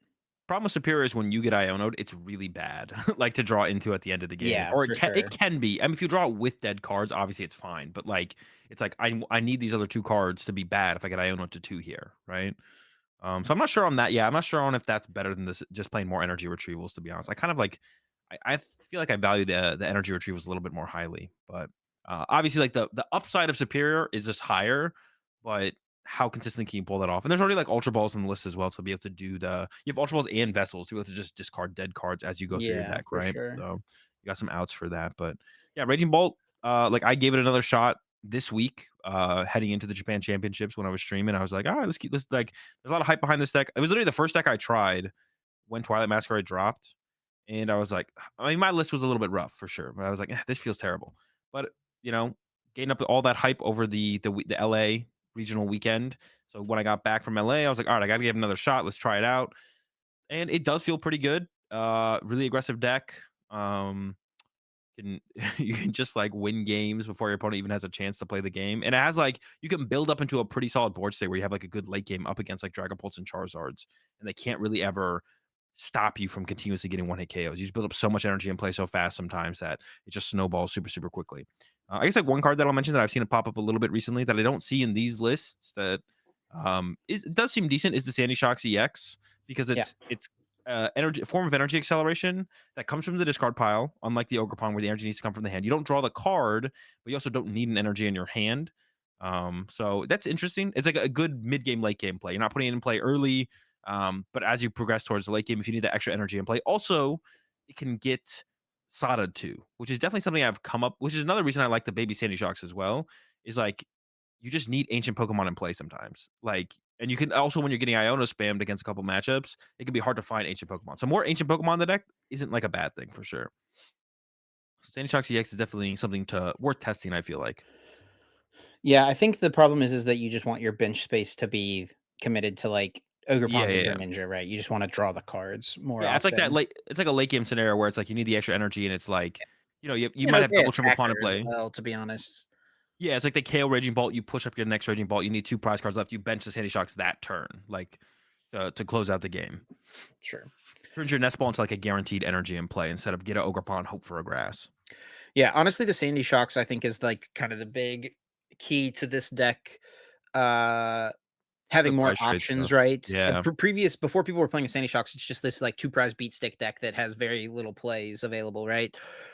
The Sandy Yeah, Shocks opens up a lot. I already mentioned how it lets you, like, play Iono on a specific turn that you might want to, right? Um, and then also, and it's like, just it works in that it forces that 7 prize game, yeah, which is another huge plus. it's like the problem Arctina has had for forever, and we saw Dalton kind of fix by including the Radzard in the build where he got second at Santiago Regionals, right? Yeah. Like, the Sandy Shocks, that one prize flexibility is just so important, most of the time. Most of the time. For most, like, 2 prize beat stick decks, the one prize flexibility is huge, if you could include it, I think probably the biggest surprise deck from this top 8, I mean, it's gotta definitely, be this Roaring Moon EX deck. for Um, sure. I mean, this is like taking me back to LAIC, right? Like, that's Yeah. the last time we kind of have seen this deck pop up. I Just Turbo Roaring Moon with Darkrai V-Star, Radiant Greninja, energy switches, trying to pull off Moonlight Shuriken plays. Yeah, this one's crazy. Yeah, I don't know what to think about this. I honestly just don't know what to think. It'd be really cool if this ends up being good. I just don't. There's canceling Cologne in here, Yep. so you got the E switches. You can do the Moonlight Shuriken combo through the Sada. Really aggressive deck. Really cool looking deck. I could not tell you if I think this thing is good or not, though. I have no clue. It's cool though. Got the Fluttermane in there as well for like a one prize early game attacker. Also slow some stuff down like the Lost Zone decks. Yeah. It's interesting. It's Roaring definitely Moon, interesting. the little Roaring Moon is in here as well. If I was streaming tomorrow instead of traveling to New Orleans, I'd be playing this deck on stream, like Well, trying it out. you can play TCG Live on the plane. I won't be doing that. I'll be sleeping. Yeah, totally fair, honestly. Yeah, this deck seems cool. It would be I don't know. I guess the question is like, this is just a two prize beat stick deck, right? We've talked about Yeah. two prize beat stick decks so much the last couple formats. What is like the merit of playing this over playing Raging Bolt Ogerpon? I think has to be the big question, right? Uh, one more. Actually, and is it even a better one prize option? Well, the Fluttermane one prize option is cool for sure, Yeah. especially because of The how Roaring Moon aggressively one you can prize use option it. probably is a little bit better, right? It's probably Uh about the same as Sandy Shocks, to be honest. Like you're not. There's not that many ancient there's not cards that in this many deck. ancient cards. You're I not mean, hitting Sada's, numbers. Vessels. I mean, you Yeah. can KO like a Squawkabilly at the end of the game, maybe, right? Yeah, maybe we might be able to get to the Maybe. Squawkabilly range. 9. I think Ugh. it really is being able to attack with Greninja. That's got to be the Yeah. big draw here. Is the possibility to attack with Greninja is the. It's kind of like comparing Chi and Pao to any other two prize beat stick deck and being like, the big flexibility is being able to attack with Greninja or to turn into a one prize deck through Excalibur, which this deck can't fully do. And Chi and Pao rarely does that, to be honest. But the pressure you put on with having the option of Moonlight Shuriken, which is like one of the reasons I thought like Overcon seemed so good in Lugia, just having the pressure of a snipe attack just seemed really, really good. So that possibility with Moonlight Shuriken in this seems really, really good. Like, sure, your opponent plays Manaphy, but you force them to have it. And I guess like Chi and Pao last format and I assume this format probably as well would maybe continue to play the canceling cologne. Honestly, do you even change a card from the Reagan 60 going into this format? I don't even know if I don't even know if it Jim happens. Pao But has to have a terrible time against Raging Bolts. I don't know. It's just a two. What like its Maridon matchup was never. Well, it was tough. Maridon was tough, but it wasn't Yeah. truly terrible. Like it's just a two prize matchup, right? Yeah. So I I don't think know. it's gotta be terrible. Maybe it's tough. Maybe it's tough. I mean, you have like other plays though, because you have like hands, right? Um, you go like hands for 3 on the Billy. Let's go to the tournament data. Yeah, take a look at it. Chien Pao on Play Limitless tournaments, 38% win rate against Raging Bolts. Well, it might just be too fast and too consistent. It is possible. It is possible. But your other matchups, I'm sure, are probably just fine. And actually, yeah, but there's actually we're gonna get to a little bit of a Q&A or answering some questions from y'all on Twitter. That was one of the questions, I think. I don't know if you pulled Yeah, that it's one. talking about Chien Pao. Yep. Yeah. We can Yes, take a look at quit the last jumping list here, ahead, though. buddy. Come on now. We gotta schedule I'm the just saying kit too. we're gonna I'm not gonna answer the question now, we'll answer it later. I'm And not then abandoning the question. last deck here, the Gardevoir in top Gardevoir. 8. Honestly, if you look at the decks here in, top 8, I mean, it would seem like just on paper from what you've seen from the past couple formats, Gardevoir would be pretty good into this top 8, Yeah. right? Also, like, none of the Raging Bolts had vacuum, right?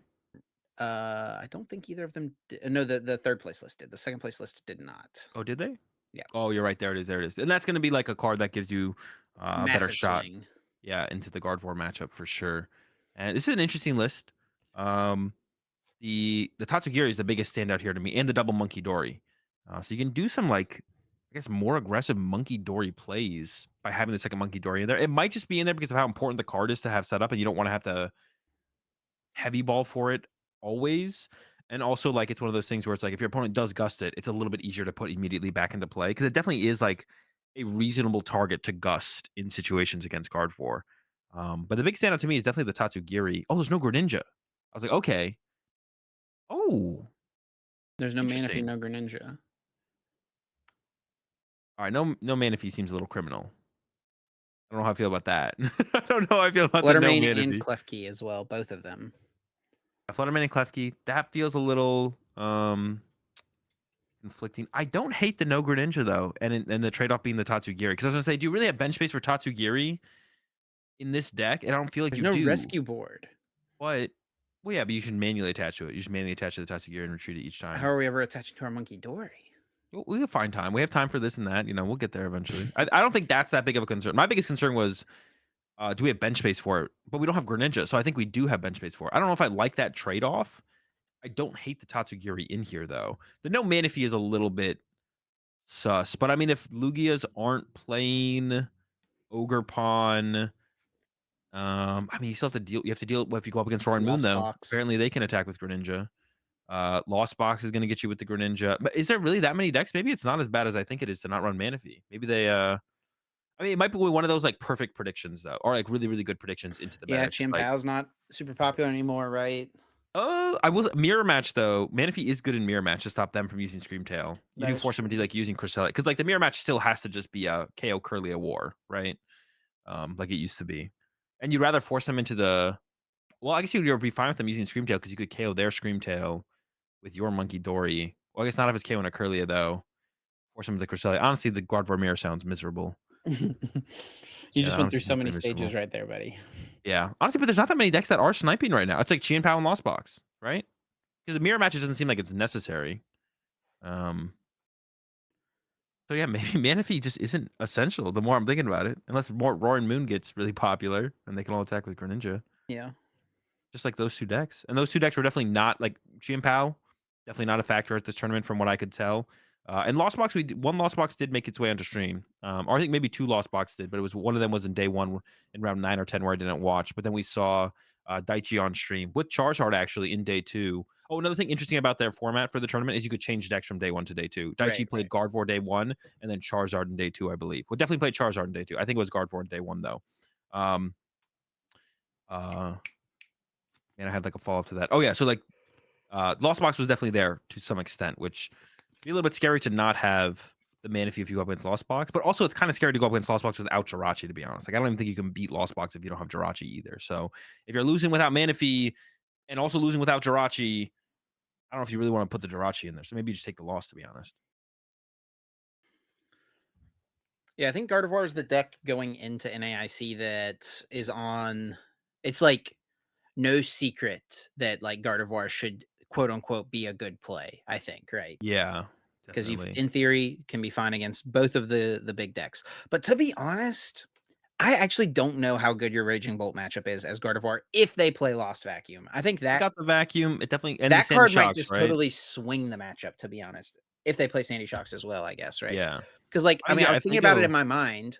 If Raging Bolt goes second, Yeah, that's what I Raging was about to Bolt say. attacks, right? Gardevoir TM evolutions. Raging Bolt attacks. Okay, we're now down 4 to 6 prize cards. Sandy Shocks is interactive, probably, right? We don't even have a 2 prize interactive, maybe. No, no, we have to because Ralts is friggin' resistant to fighting. So Oh, is it actually? yeah, yeah. There's a Sandy Ralts Shocks being can't active. KO Ralts. Wait, no, it's not. Yes, it Oh, it is. is. No, but if they have a Ralts in their active, we're okay with that because knocking out that with a Raging Ball means one less Curly in play. So I think we're Yeah, of okay with that course. trade-off. Anyway, as I was saying, we're KOing something Continue. with the Raging Bolt. We're down. We're up 4 to 6 prizes as Raging Bolt, right? They go KO you with Drifloon. You've got options here. We We're KO 4 to them with 6. Sandy Oh, 4 Shocks. to 2 to 6. Oh, yeah, 4 to 6. You're right. Yeah, I thought you said four we had I think we had drawn 4. I was like, "What the heck?" 4 to 6, right? 4 prizes remaining to 6 prizes remaining. Uh, they attack you with Drifloon to knock out your Raging Bolt, right? You've got options. You can vacuum to take that out, plus KO something else on the bench, right? With your Raging Bolt. You can vacuum plus Prime Catcher their Gardevoir to take 3 prizes in one turn, potentially. Then you just have to take one more prize. I don't know. It just seems like if you go second and get the turn one attack with Raging Bolt, it feels It's really not hard. difficult to lose to Gardevoir if you play Lost Vacuum. I think that's like the swing card for Raging Bolt, to be honest. Yeah, yeah. I definitely don't disagree. I think that might be something we see, like, a lot of Raging Bolts including because yeah, there's a decent amount of Gardevoir hype. It's like this is the play and it's not like a hidden this is the That's what I'm play, saying, right? man. It's like no Um, secret that this deck seems good for this event. yeah. Yeah, we might I mean, when we already saw, like, the winning list of Lugia had double Jammer, right? So, like, we already see people and we saw one of the Raging Bolts in the top 4 here have, the Vacuum as well, so they were already teching for it over in Japan. Gardevoir still made its way into a top 8, but who knows how, like how many more were kind of, like, just kinda pushed out just by people playing these anti-tool cards. Jamming Tower was one of the other Lugias as well, but it wasn't in all the Lugias, the Jamming Tower wasn't. It was what, 2 of them, I think? 2 of the Yeah, 4, I some of wanna them had say? a split. I think it was in all but one of them. Oh, okay, no, Two you're two right, of yeah. them had Messagoza and Jamming Tower, and one of Yeah, them just had Messagoza. one had yeah, just had them just Messagoza. Yeah. Okay. And also, I guess hands makes a big difference in that matchup as well, especially if you can't respond to it early. Yeah, a lot of people are Big playing the swing. enhanced hammer in Gardevoir now. I've seen more and Yeah. more Gardevoir lists with enhanced hammer. Yet again, another thing that's like no big secret. Lugia is doing real good. A deck that doesn't love getting enhanced hammered. I do Gardevoir is feel a like deck that can very easily play enhanced hammer, right? With your yeah, Arvens, you can find it when you need it. if you do predict the Lugia is playing Jamming Tower, though, I feel like Temple Sinnoh is probably better. Like, even Yeah, though you can't find it as easily, I think you need like, it does 2 things, right? It bumps their Jamming Tower, and it, limits their energy to some extent. So maybe even going up to, like, 2 Sinnoh could be, like, a worthwhile inclusion. Not sure. I could see that for sure. But yeah, that's the results from the Japan Championships. Nothing too crazy to be honest. Like I guess Lugia being this dominant is a little bit of a surprise. Raging Bolt being in there is not a big surprise to me at all. And Lugia also, just for anyone who's interested, there was a Lugia mirror in the finals in juniors, and it was Lugia versus Charizard in the finals of seniors. Where oh no, it was Raging Bolt versus Charizard in the finals of seniors, where Raging Bolt did get the dub. So Lugia, Raging Bolt across the board, all 3 divisions was there, and Charizard showed up in the finals of the seniors division. But yeah, Lugia overall had a pretty dominant showing, to be honest. The power level, I mean, yeah, the power, It it just might be doesn't have there. any bad matchups. It doesn't feel like Yeah, I don't think so, and Miraidon, which is like just a deck that doesn't exist anymore, right? it feels like the deck actually has tech options now, whereas before it felt like, well, this is the 60 you play. Or like these are like you're fully limited, but jamming tower's an option, playing Radzard's an option, could play either of Ogre the Pawn. Snorlaxes, Ogre Pawn, right? You have some actually options to like play around with. Whereas like last format, it was like, okay, how can I make this deck as consistent as possible? And we saw a couple people with a couple different takes on trying to make Lugia as consistent as possible last format. But it was like, yeah, your Lugia and Chinchino, that's literally it, right? So now you have a couple different looks that you can actually throw at them, right? As Lugia, you have a couple different looks you can actually throw at them. Well, let's And recap what our predictions were heading into this tournament. We did make some predictions based on the top 16, but it was a top 8, so we gotta adjust here on the fly. I mean, yeah, our first prediction here was what will be the most popular A spec in top 16, aka in this instance, top 8. And with 4 Lugia being in top 8, it is far and away Legacy Energy, the yeah. most popular A spec, followed up by 3 Prime Catchers from the Roaring Bolts, Raging Bolts, Raging and Bolt. the Roaring Moon, and then the reset stamp from the Gardevoir. 4 Legacy Energy. Azul predicted Unfair Stamp. I predicted Prime Catcher. Like Lugia just dominated, man. Yeah. Yeah, Legacy Energy takes it home. I mean, yeah, it is like it's kind of funny because it's like the only way Legacy Energy like Lugia has to dominate for Legacy Energy to have a chance of being like a successful ace spec. Same thing with Master Ball last format. It's like it's all in on you have to go all in on Lugia if you expect this A spec card to do well, which it did happen that one time as well. Actually, Lugia's just been kind of cleaning up in at the last couple Japan majors, right? Because what won in Sapporo? Well, Guardy won, or excuse me, Miraidon won, but the one before that was won by Lugia, I think, right? It Unless I'm like was, yep. tripping. No, Aichi, I Aichi was think. Charizard. Actually, quite a few more Champions Leagues have happened this year than I've actually am remembering. The first one was won by Lugia, though. That was a while ago now. Yeah, it's been a Um, minute. the next prediction we had, it wasn't a top 16. We're going off a top 8 now, but was would there be more Raging Bolt or Dragapult in top 16? And even though there could be a couple Dragapults hiding outside of the top 8, it did not seem like Dragapult had a very good tournament, to be honest. And I predicted Raging Bolt, you predicted Dragapult chip. Yeah. Um, Yeah, and I do have to wonder, like I mentioned earlier, if the format of day 2 had an impact on the success rate of Dragapult and Charizard, right? Honestly, Dragapult's interesting to me because I actually don't think the deck is like that slow. Like you win in like 3 or 4 attacks. I guess that's fair, Um, right? Yeah, yeah. spread you're doing so much damage. Something like Charizard is a little bit different because your opponent has control of tempo and doesn't have to give you the ability to be aggressive. So a deck like Charizard can have really long games because of that, and can make long comebacks with Radiant Charizard as You well, are where you the slow things. aggressor with Dragapult a lot of the time, though. Yeah, with Dragon Ball, you're trying to be the aggressor. If you get to attack first, you're like, "Oh, this is broken. I'm the first person who gets to attack." And yeah, you are winning games in like 2 or 3 attacks, to be honest, a lot of the time. So, and then our last prediction was pick a deck to win. I was confident in on Fair Stamp as the most popular ace spec, so I went with Gardevoir. Chip went with Lugia, and Lugia didn't just win, but it dominated. It So did. GG dub goes over to Chip there. At least there was a Gardevoir in top 8, I guess. Pretty prize there, buddy, pity prize. Yeah. Yeah, I mean, second time I predicted Lugia to win a Japan major, and second time it's happened, so Wait, did you predict it the other? You did predict it. Wait, did you? dude, you I just don't remember remember. nothing, do you? I just remember nothing. All right, let's move on. Let's move on to everyone's favorite segment, Guess That Flavor Text. But before we get to it, we do have to take a moment to thank our amazing sponsor, Dragon Shield, for supporting us here at the Uncommon Energy Podcast. Dragon Shield, of course, makes some of the best card gaming and tabletop gaming products on the market. We love them for their sleeves. And Dragon Shield is also celebrating their 25th anniversary. And to celebrate it, they sent Azul and I both early us a couple of boxes of their new blue silver anniversary special edition dual matte sleeves. Have you busted these out yet, Azul? Have you seen them? I have not opened up the boxes yet. Yeah, they look pretty nice. Nice deep dark blue on the back, and I do really like the like silver border on the front. I'm a big fan. It Oh yeah, reminds me there was another color.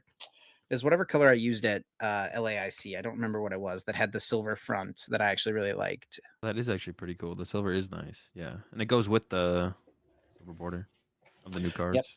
So these sleeves will be coming out in the middle of June. I think it's June 21st is the release date of the sleeves. So be sure to pick yourself some up once they come out. If you want to check out the anniversary special edition, Help Dragon Shield celebrates 25 years of a very successful business. Congratulations to Dragon Shield and happy birthday. And if you want to support us, you can use our code over there, UEPOD, and it also gets you 5% off. That's UEPOD, 5% off, and it supports us. Yeah, appreciate the support from Dragon Shield as always. This week it's my turn to pick a card and then read the flavor text to Chip to try and guess which Pokemon it belongs to. If Chip can get the Pokemon right without using any lifelines, he'll get 4 points. For each lifeline used, Chip will get 1 less point if he's able to get it correctly.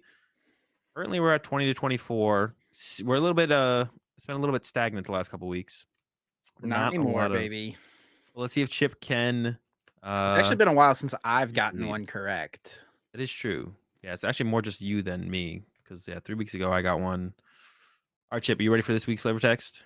Let's do it. Yeah. Current score 24 to 20. I am winning by 4. Looking to extend my lead here. Let's see it. Come on, Azul. It is timid in spite of its looks. If it becomes enraged, however, it will strike with its huge fangs.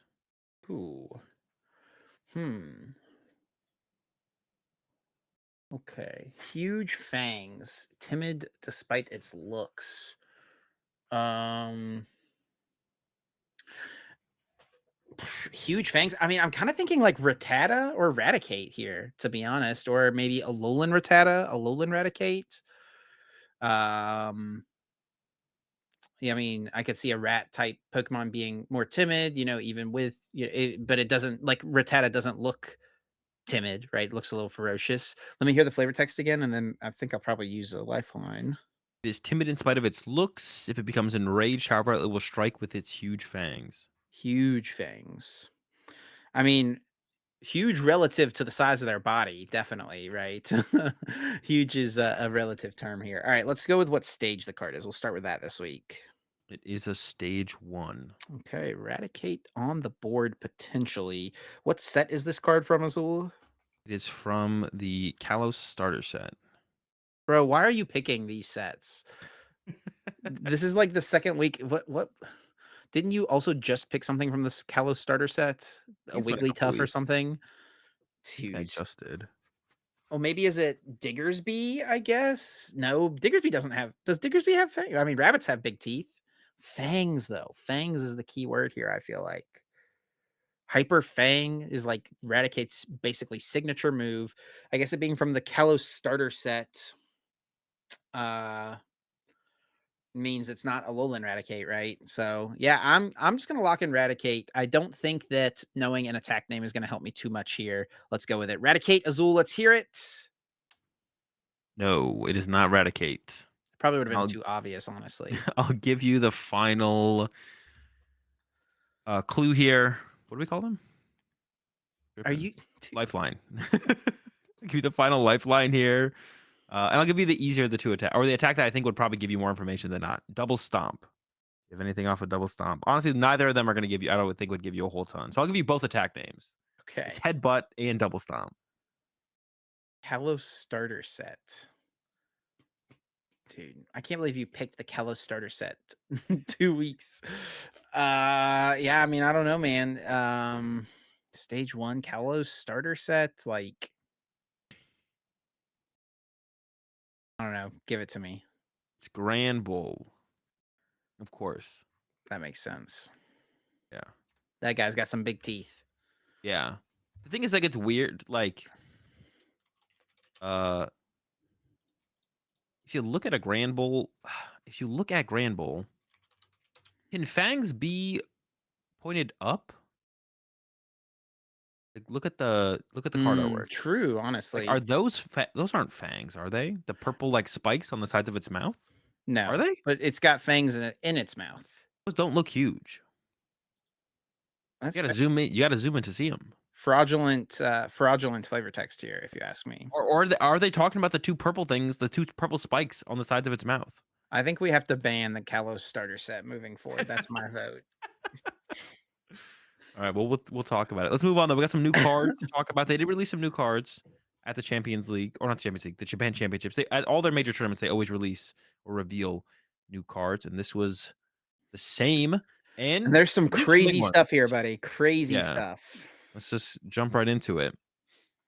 Yeah, so let's start off with I think some of these were revealed last week before. Oh, you're taking a look at these. I didn't even know we were gonna look at these ones. To be honest, these Yeah, ones are we kind of should just mid. at least look at it. I mean, some of these are pretty decent, to be honest. So let's start What down are you here. looking at? We'll start down here with the Revavroom EX Stage 1 Lightning type Terra EX Pokemon with the attack Accelerating Flash for a Metal Energy 20 damage plus. This attack does 120 more damage if this Pokemon moved from your bench to the active spot during your turn. And its second attack, Speed Break 250. Discard this Pokemon and all cards attached to it. That is a steep cost for that second attack, discarding the Pokemon itself. Yeah. Do we have any metal energy acceleration right now? No, I don't right? think so, no. But I mean, 280 HP on a stage one, Golisopod esque attack here. You've got the other Revavroom you can evolve from, which gives you options.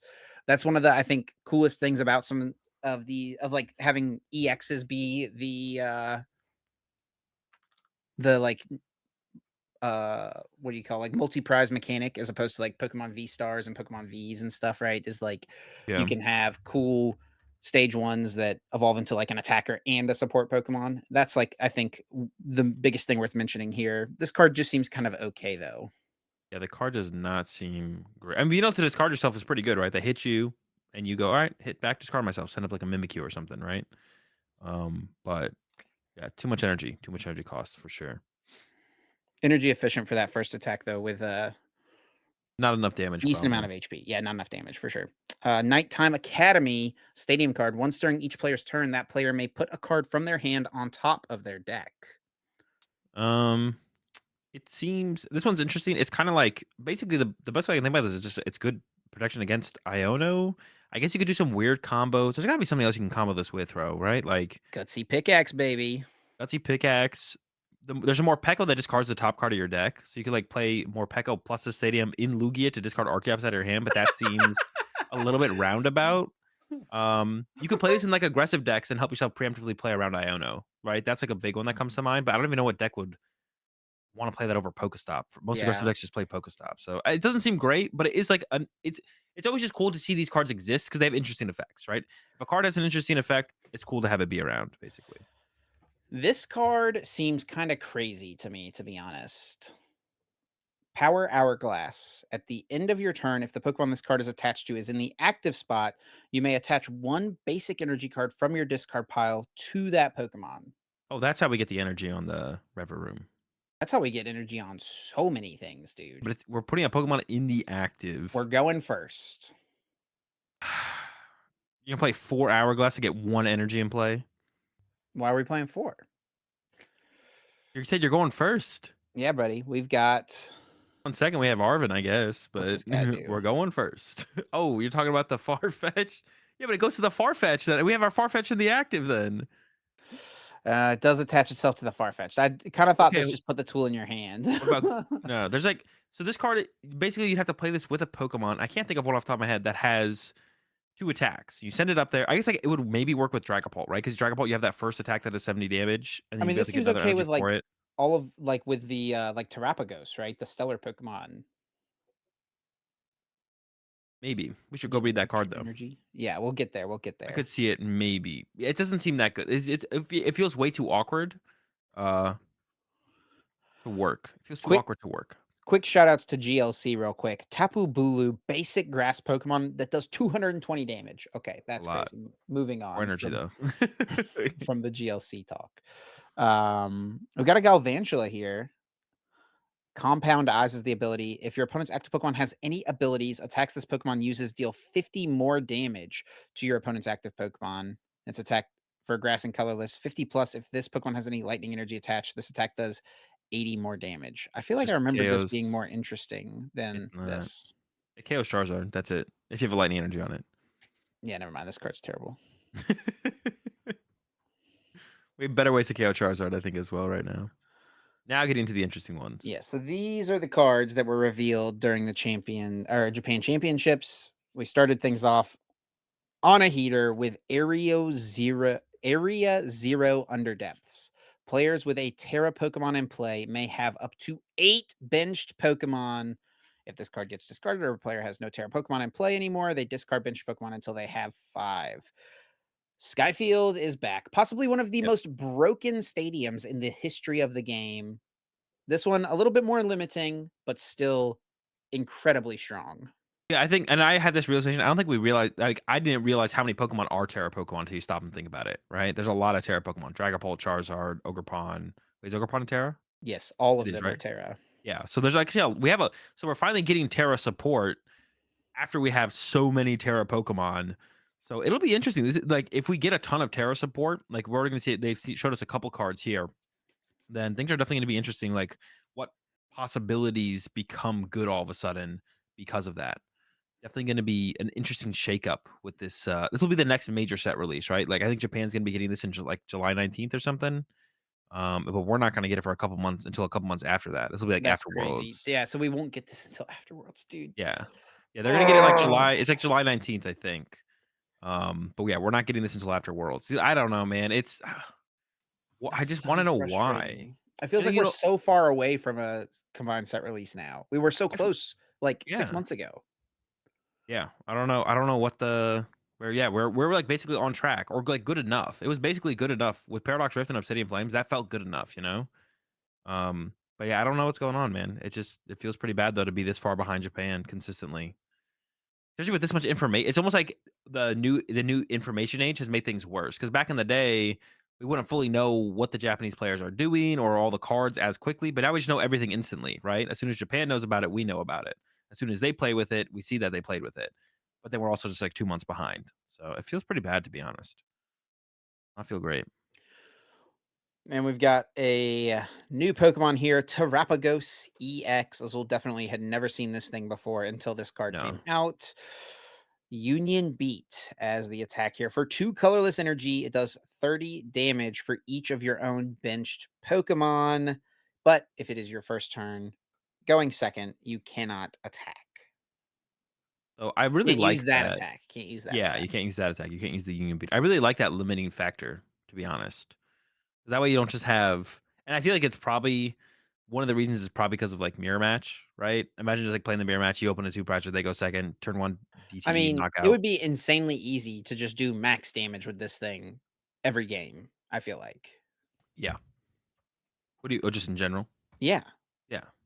And it does work with double turbo energy as well. Of course, that does limit it to only doing 220 damage, of course, if you have a full bench. But yeah, I mean, it seems pretty good. And I mean, it seems pretty by itself. It seems okay, but once you read the next couple cards, it seems pretty good. Like it's got the stadium. Also, this other attack is not bad either. It does cost Yeah, a grass, water, and lightning, so it's a pretty this is steep tough. cost. We'll talk about other things you can do here in a second. But during your opponent's next turn, prevent all damage done to this Pokemon by non-colorless basic Pokemon. I mean, that's a crazy attack on an already powerful Pokemon, right? Yeah, yeah. So decent attack. It's a little bit hard to set up. I don't know how we'll see decks like this get built. It honestly might just be like a 4 double turbo deck, right? You might not play any basic energy, Bro, just we're 4 playing DG. Crispin. What you talking about? Nah, Crispin staying in the binder. I'm just attacking 4 times. That's it. What? What? Crispin staying in the binder? Well, for that deck. Dude, Crispin's a crazy card. All right, we'll Like, get dude, there I'm in a not trying second. to play 3 different energy types to do 180 damage when I can do 220 for a double turbo energy, bro. Crispin stayed in the binder for the Terra Pagos 240 deck. is way better than 220 right now. So I think it's worth playing Crispin, even if you're just doing that first Dude, attack, and then you have the option to go the it's other attack. so many more cards. It's so many more cards to include in your deck is like goes from like an insane broken deck to a pile so What are quickly. you, dude? You have to play like two of each. 2 of each plus how many Crispin we playing? Oh, four. That's garbage. That's absolute trash. All right, You we'll know see, what? You play the Crispin build, I'll play the other build. Good luck in your next round. bro. If you're playing the other build, you're not even KOing me in the mirror match. By the way, Oh, are you sure? Are you gonna KO me? yeah, I'm Alright, gonna. go read alright, let's read Bouffalon. Let's get it out of the way. Okay, okay. Well, let's start with the fan rotom here. Fan Call is the ability. It's a colorless 70 HP basic Pokemon. Fan Call. Once during your turn, you may search your deck for up to 3 colorless Pokemon with 100 HP or less. Put them into your hands. Can't use more than one Fan Call ability during your turn. Pretty good. It gets better when we read the next couple cards here. Should we just read everything and then like, Let's because go to these the let's all go to this the works together. well, except for this card. This card's not good with, Terrapagos. How do you say it? Terrapagos?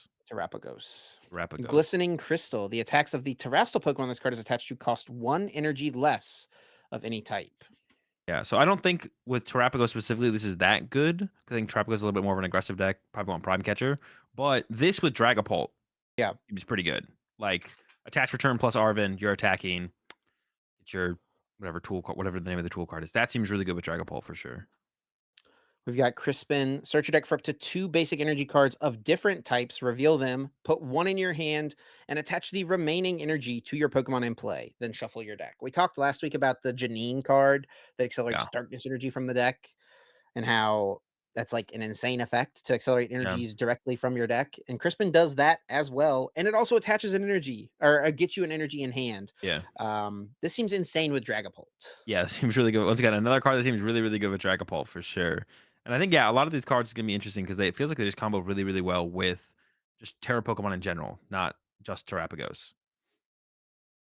There was the Noctowl revealed as well with the ability Jewel Hunt. Once during your turn, when you play this card from your hand to evolve one of your Pokemon, if you have any Terra Pokemon in play, you may search your deck for up to 2 trainer cards, reveal them, put them into your hand, shuffle your deck.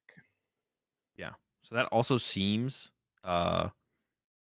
pretty decent, right? Like that's gonna be good. Also, it has 100 HP, so Rotom can find the Noctowl as well as the Hoot Hoot, set up for that turn 2 double shady dealing search out. So like the fan rotom can like set up your whole engine and get you Yeah. going, as well as some protection with the Buffalant. Yeah, Bouffant here with the ability Curly Wall. If you have any other Bouffant in play, your basic colorless Pokemon take 60 less damage from your opponent's Pokemon's attacks. Yeah, you can only apply one curly wall ability at a time, which is probably good because if you had four of these in play, you'd be taking 240 less damage. Yeah. But yeah, my Terapagos is not getting one hit KO'd by Chip's Terapagos. So his deck's going to be clunky with a bunch of basic energy, not KOing my Terapagos, and I'm going to outpace him with my double turbo energy. So effectively, Terapagos with this and a Bravery Charm can have like 340 HP, effective HP. That's kind of gross. That's definitely good. Yeah, as a basic Buffalo, Pokemon that can do that much damage. yeah, it's not getting those one hit KO numbers, but if you're matching them, if you're more aggressive and matching them in terms of HP numbers up against something like a Dragapult or a Charizard, that seems pretty good. That seems pretty good for sure. Was there nothing else? I felt like there was something else, but I No, might that be. was it. Just these. It's pretty crazy. Now there was like a leak earlier in the year of some like we don't really talk about leaks too much. We only talk about cards that are like actually revealed. But Yeah. there were like in the leak earlier that came out, we saw some other stellar Pokemon. One of them was the Terapagos. So um, I think there's a lot of potential with the Crispin moving forward with more stellar Pokemon that come out in the future. It's like one of those. That's something as well where it comes to like, or like, what is the reason for us to not to have like the cards already produced? We know that because of the leak, right? Like a month ago is when that leak happened, I think. So the Yeah. cards are produced. Why are we not getting the set release at the same time as Japan? And a part of it might be differences in like release schedule to try and maximize profits, which is definitely like understandable to an extent, right? They are a business. So the best time to release products in Japan might not be the best time to release products in America. And honestly, It Europe would might probably have be pretty crazy for them to do 3 major set releases in a span of, like, 6 months, which is what effectively that would be, right? if we released alongside Japan. Yeah. Would it Because really when be that did, cluttered? Temporal I don't think Forces come so. out? I don't think that would be that cluttered, would it? It would be, yeah. Temporal Forces came out when? I have no idea. Uh, Forces release date. Temporal Forces came out March 22nd, dude. So, March 22nd into July or yeah, into July is only a 4-month difference, and so if we release because we had Temporal Forces, we've got Twilight Masquerade, then we have this, whatever this set is, 3 Wait, is major that set when releases in their 4 months. is that when our temporal forces released it or theirs? Hours. No, but we would follow their full schedule. Okay, You're sure. picking like half of our schedule and half of their schedule. That doesn't make any sense. Like following their full schedule, what does it look like? Okay, let me just pull up Bulbapedia. Yeah, I'm not sure. Is it on Bulbapedia? I tried to like look Yeah, it up, yeah, but I don't know yeah. where I'm looking.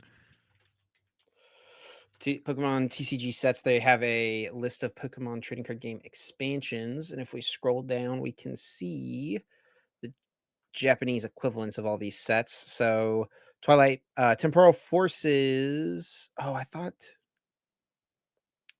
Am I tripping? I thought that they had it linked there together. Wild Force is the Japanese set, Yeah, which came out in Cyber and Cyber Judge. Judge. Came out. Why is it not linked right here?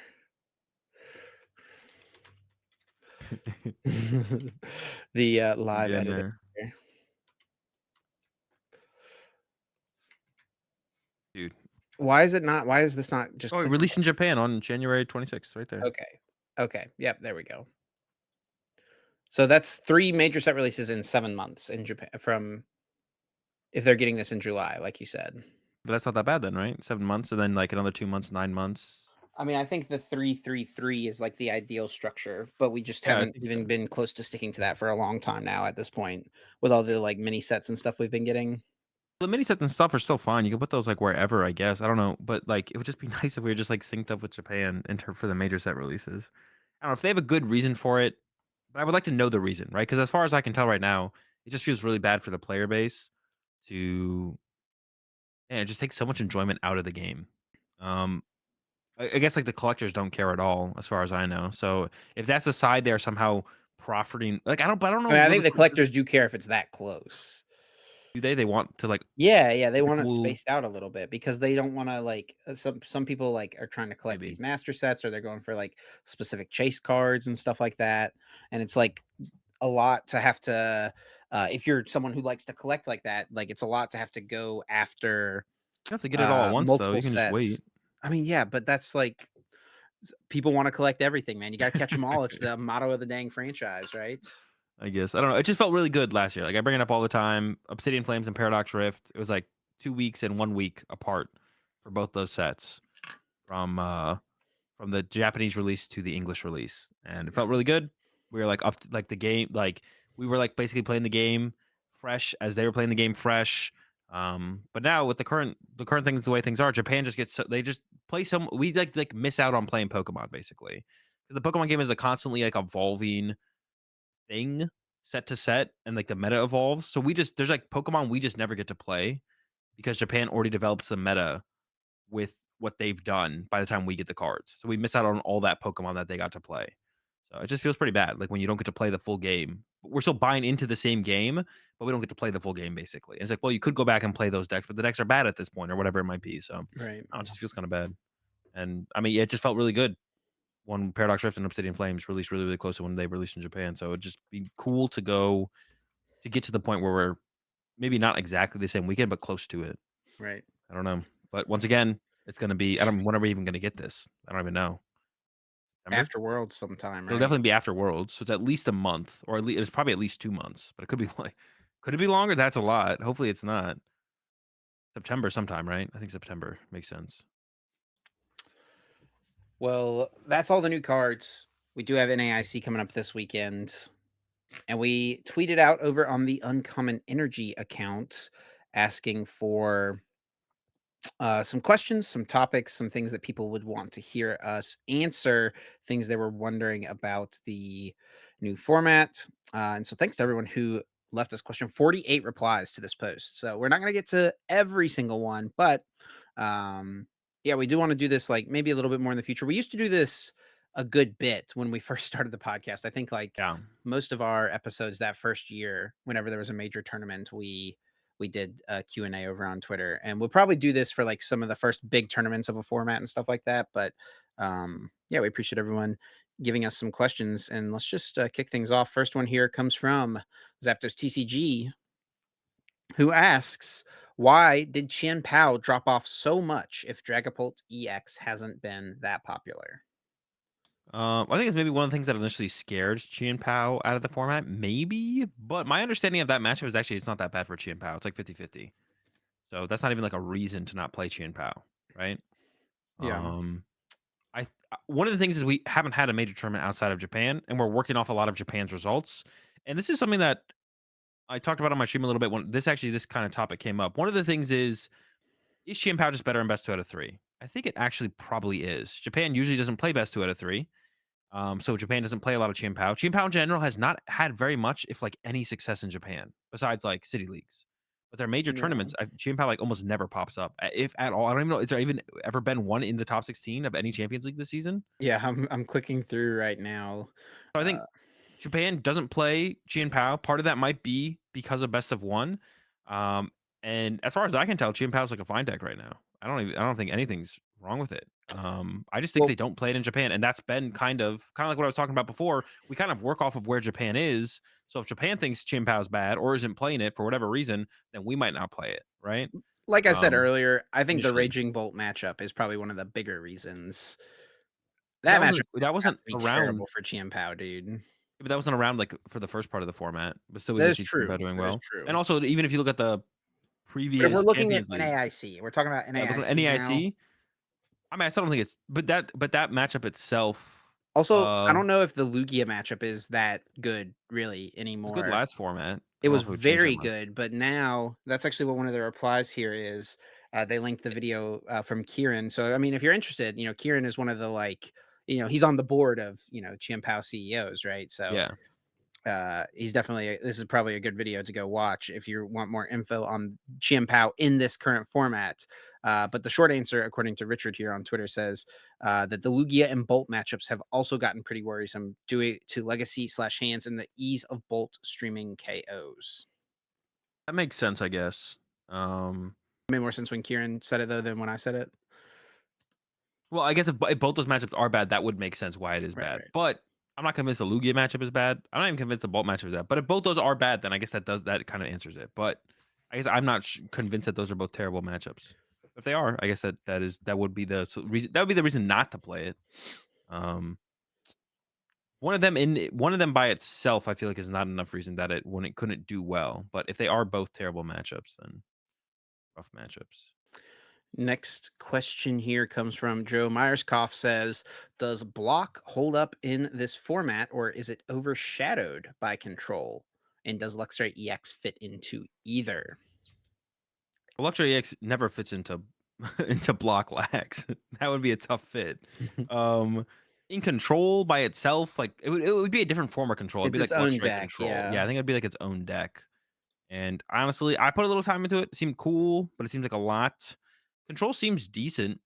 I think. Like I think control is decent. I think block lax is also decent. I think you have a tough time against Raging Bolt. I don't know how you're beating Raging Bolt. I guess you're just hoping to hit off the flute, right? Yeah, Hoping you to flute gotta into get something. that Greninja stuck in play. Lugia matchup's tough unless you play like Sinnohs and Giacomo, but even then it's still probably pretty tough. Luminion's not even like something you can trap up consistently. If you have Sinnoh, you shuffle Legacy, but if you don't have the Sinnoh or they have the Stadium bump, they can shuffle their Luminion back to the deck now, right? Um, so those would be two matchups. The Guardian matchup has always been tough for Block Lax. Lugia is Um, like, and control can control even beat like Lugia is tough, but can you even beat Raging Ball? Both those seem pretty tough. I guess it is possible. You can just like knock out three things with Zard and Ursaluna. Possible. yeah, you probably try to get to that like position to just like swing, right? Yeah, I'd imagine so. Yeah, I think I would probably lean towards Snorlax, but yeah, I think it's tough really to play either of them with Lugia being as big of a force as it is. I mean, I think Lugia is probably like 15+% of the metagame at NAIC, to be honest. It's a lot. I mean, I wouldn't be surprised if it is.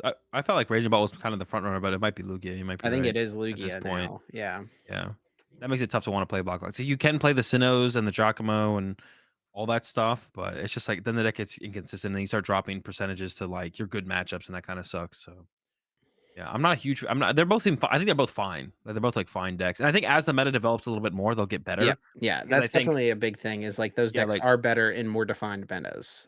yeah, like if Lugia and Raging Bolt are like just like super popular in ASC, which they probably will be, it's probably not great to bring either of those, or it doesn't seem like it to me unless you have answers for both. And if you feel like you do have answers for both, then you're probably in a fine spot. Um, but then from there, those decks will get hated on a little bit more, and then the meta will probably get a little bit wider, and then that's where it's okay to take like a bad matchup to a Lugia or to a Raging Bolt.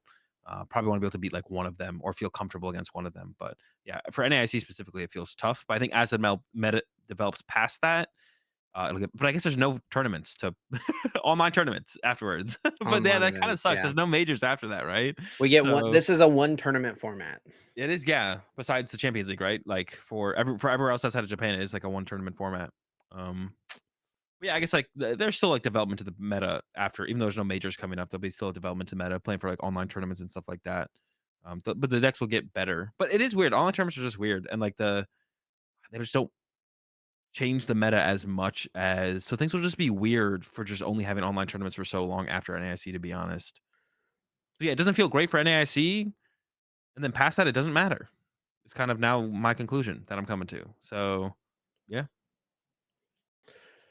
Next question comes from Mint Mermaid, who asks, will Tord's masterclass really have that strong of an effect on the meta?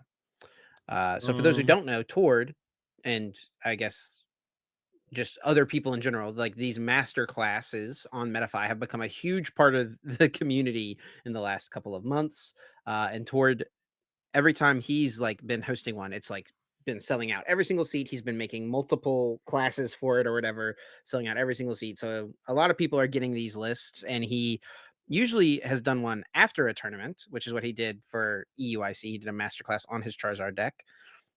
He did one beforehand this time, before NAIC for Dragapult. That was the topic he chose for his masterclass here heading into the tournament.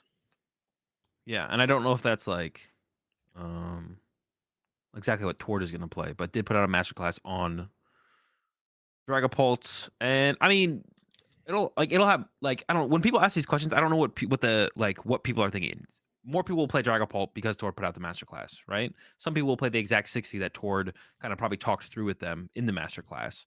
Um, but it won't like I don't think it's actually gonna like I guess like is the good term to use here. Like it won't actually push the needle or shift the needle. Is that the term? Like obviously more people will play Dragon Ball, but not to Yeah. the point where it actually matters. Yeah, I mean, it would have to be a lot. This is a 3,000 person tournament, right? So Yeah. Yeah. to really have, I mean, I don't know, 100 people is some decent share of that, right? 100 I people mean, roll up with towards. I don't know if 100 people are gonna play it because of Tord though. Yeah, that's true. I don't know. It's like That I a guess that's the question is like how big of a well, because it has impacts outside of just the people like it has impacts outside of the people who choose to play that list, right? Based on like, people preparing for it, he talks through, I'm sure, like the weaknesses, strengths, like other thought processes going into it, right? yeah. Yeah, definitely. Yeah, I Probably don't not think it's enough to gonna move the needle. Yeah, I guess shift the that's a needle. good Yeah, way to it's say not it. enough to Yeah. shift the needle, but yeah, obviously it'll increase the yeah. Well, yeah, it won't have that. I guess that is kind of in the question there from Mint Mermaids. Like, mascots really have that strong of an effect on the meta. The answer, I think the answer for all these things is always no. Pretty much, it would be like have to be like a really interesting situation for someone to actually have that much influence on the meta without a result based thing, right? Because like one thing we could look at was Yuho winning LAIC. Murata went from a 7% deck to a 15% deck after Yuho won. Right. But results are like a huge part of the meta actually changing. Results at major tournaments. So um for something to have that big of an impact on the meta without a result tied to it seems unlikely. For Yeah, sure. at this point where we are in the game, maybe in the future at some point. Yeah, I mean, someone would have to be like hard, like not hard pushing it in terms of meta manipulation maliciously, but like Tord would have to be like preaching Dragon Pulse by far the BDIF. Do probably more than just the master classes he did on it, or put it out to more people, give more people access to that information, and really be preaching it. And not saying he would be doing it maliciously, but then we could maybe see the impact actually of like it go from like a 5% deck to a 10% deck, which I think would be like a reasonable to call it like the needle shifting or whatever you want to call it. Our next question here comes from Philip TCG, who asks, "What is the most quote unquote safe deck to play if you just want points? If you need top 1042 or 1024, sorry, or top 512." So a lot of people probably find themselves in this position, right? Needing just a finish, some amount of points to lock up their world's invite, right? A lot of people have been trying to set themselves up to like need the minimum going into this tournament, with like locals, like trying to Right. get out those last couple local finishes. And I'd say probably Raging Bolt is just fast and aggressive. You can get some cheesy wins by going second and donking people, or just giving them like really taking apart their starts that way. Like Lugia, it's a little bit more up in the air, and I think will be the more heavily teched forward deck. Not to the point where it's like a bad play. But I think Raging Bolt's probably the safest deck. I think it's got to be Lugia. That's my Really. opinion. Yeah, I I don't mean, know that Lugia is the deck that's gonna like take you all the way in the event, right? I don't know, but Uh, I feel like Lugia like I think it's a dude, lot harder to have a bad day in terms of just draw variance with Raging Bolt compared to Lugia. 9, 12, 15. I It's feel like five. You have to win 5 games, 5 and 4 to go. that's a Raging Bolt. That's That's a not Raging Bolt Lugia. over. You could do it with any deck, to be honest. I would say it probably is still just the deck you're most comfortable with. That's a good deck. If the Sure. deck's a bad deck, then don't do it. Go find a good deck that you like, and then go get good with it, and then you should be good. Maybe that's the best answer. Yeah, potentially. It Uh, still might be that. But I would say if you're trying to pick up a deck right now to get comfortable with it, my recommendation would be Raging Bolt. But Lugia is not bad either. But I think Lugia is definitely going to be. It's the deck that more decks can tech for, Sinnohs and Hand Hammers. The deck that will be more tech for than Raging Bolt. Um, so that's a factor. And then it's also the less consistent of the two decks, right? Like you're gonna play and have more options to play more good games of Pokemon with Raging Bolt than Lugia. Because Lugia, you're just gonna have you're gonna have more of those games where you end the game and you're like, well, I didn't do anything. do you think someone's gonna go 9-0? Uh wait. Oh, 9-0? Probably, right? It's almost like not guaranteed, but I guess you could Three try, thousand right? people's a lot, man. Yeah, sure, why not? Wait, is that why you think someone's not gonna go 9-0? Or are you saying that is? I mean, it makes it, More likely statistically less likely. for someone to go 9-0. Yeah, No, it makes it more likely. I think less. No, If there's less people, if there's 800 people in the tournament, it's more likely. no, it's less. Well, no, because there's less. Okay, I guess there's more It's people like at that record every single round, more there's people at more people 6-0, that more could people at go 7-0. 9-0. Yeah, sure, Yeah, sure, sure, yeah, sure, 'cause sure. yeah. Okay. The more people you have, the more likely there's a 9-0. Who knows? Anyway, moving No, on. Next everyone but question. Chip knows. Everybody but Chip knows. All right, go ahead. Stephen Next Kent question. asks, will the favorable matchups into Lugia Oh, and Raging Bolt make Quad Iron Thorns a decent play or just another fraudulent deck? Everyone's favorite word, fraudulent deck. fraudulent, bro. It's worked. It's catching on, bro. I'm just gonna go say I think I started this fraudulent trend. I think it should continue. Fraudulent's a really cool word. A little bit of a just the way it rolls off the Azul tongue, you King know. Fraud over here. Very satisfying word, fraudulent. I actually don't think you have a good Raging Bolt matchup. I think you're unfavored against Raging Bolt as Quad Thorns. And on top of that, Quad Iron Thorns is a terrible deck. So if you're only beating Lugia, I don't think that's enough. And Um, also Lugia could just play the Flutter Mane. the Flutter Mane, yeah, they could just rock that Flutter Mane for sure. I would say nah. Yeah. That's probably the most fraudulent deck at the moment. Maybe. I don't know. The deck No is. one's really hyping it up. Is everyone really hyping up Iron Thorns? You Yeah, got I to be think because hyped to a be deck has to fraudulent. be a little hyped to be Yeah. fraudulent, truly. Next question from Brandon says, have we reached a format where stage 2 decks should consider including their stage 1s for Devo prediction, Evo options, etc.? So I guess Um, thinking things like, you know, Excalibur. Pidgeotto, maybe, Yeah. Arctidax. I mean, if I think no, just because TM Devo's like not that scary. Um, And then it's just like, does your deck function better with TM Evolution in it, right? If it does, then you just play the middle stage. And then we obviously see decks like Gardevoir and Dragapult play the middle stage because it's also your draw engine, right? It's a 2-for-1. So it's a little bit different for those decks because those don't really qualify. So it'd be like stuff like Charizard or Pidgeotto decks or Excalibur. Should they play the stage 1? I think the answer is still just no, because it seems like the better way to play the deck is with Rare Candy.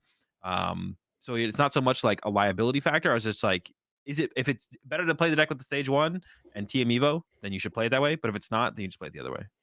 And there's not too much of a TM Devo scare to consider switching it up.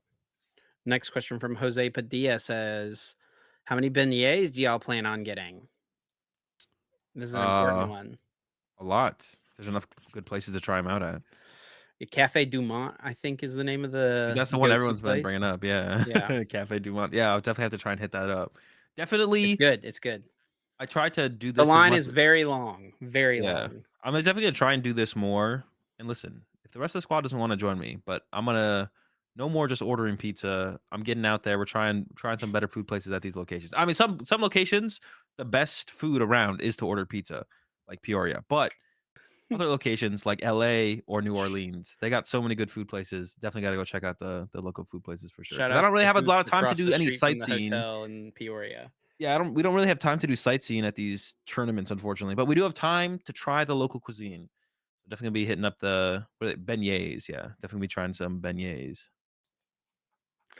Next question from Lance GG says, "Do you think their last name has GG in it, or are they a fan?"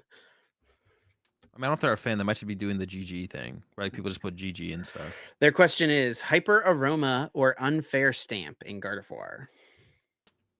Although the more I'm thinking, it could be their like, middle name and their last name. See that? It's probably not the double last name like me. Hmm, true. Unlikely. I like Hyper Aroma to be honest. Like you don't use it every single game, which makes it feel worse than Unfair Stamp, but it just makes your deck more consistent. I'm not really like Guardy feels like you win if you set up, and it's not too concerned with disrupting your opponent. Like if you're the Unfair Stamp in Guardy specifically feels like you're just trying to cheese your opponent. And you're trying to get away with it. Like you're trying to be like, well, my deck sucks, so I have to Unfair Stamp you to win. But Guardy is pretty good. So I like just trying to be more consistent with the aroma. Allows you to go first and then like turn to aroma to a couple couriers. Like you could TM Evo possibly, but you have to have the Arvin. You have to get there. Um, Or you could just Aroma, set up triple Curlia turn 2 possibly, and then sure you could have TM Evo to get the Curlias out, but now you're like 2 or 3 refinements ahead of schedule, which can be a big difference because that could find you your Radiant Greninja. Now you're a Radiant Greninja ahead of schedule and so on and so forth. So you can actually pull out those bigger plays more consistently as the game progresses. And you still have 4 Iono, so it's not like you're lacking disruption. Yeah, I don't have any super strong opinions on this one, to be honest. I think both Lock it seem in. solid, but I'm not I more with further testing, I could definitely see Unfair Stamp being my preference, but right now I've been liking the Aroma.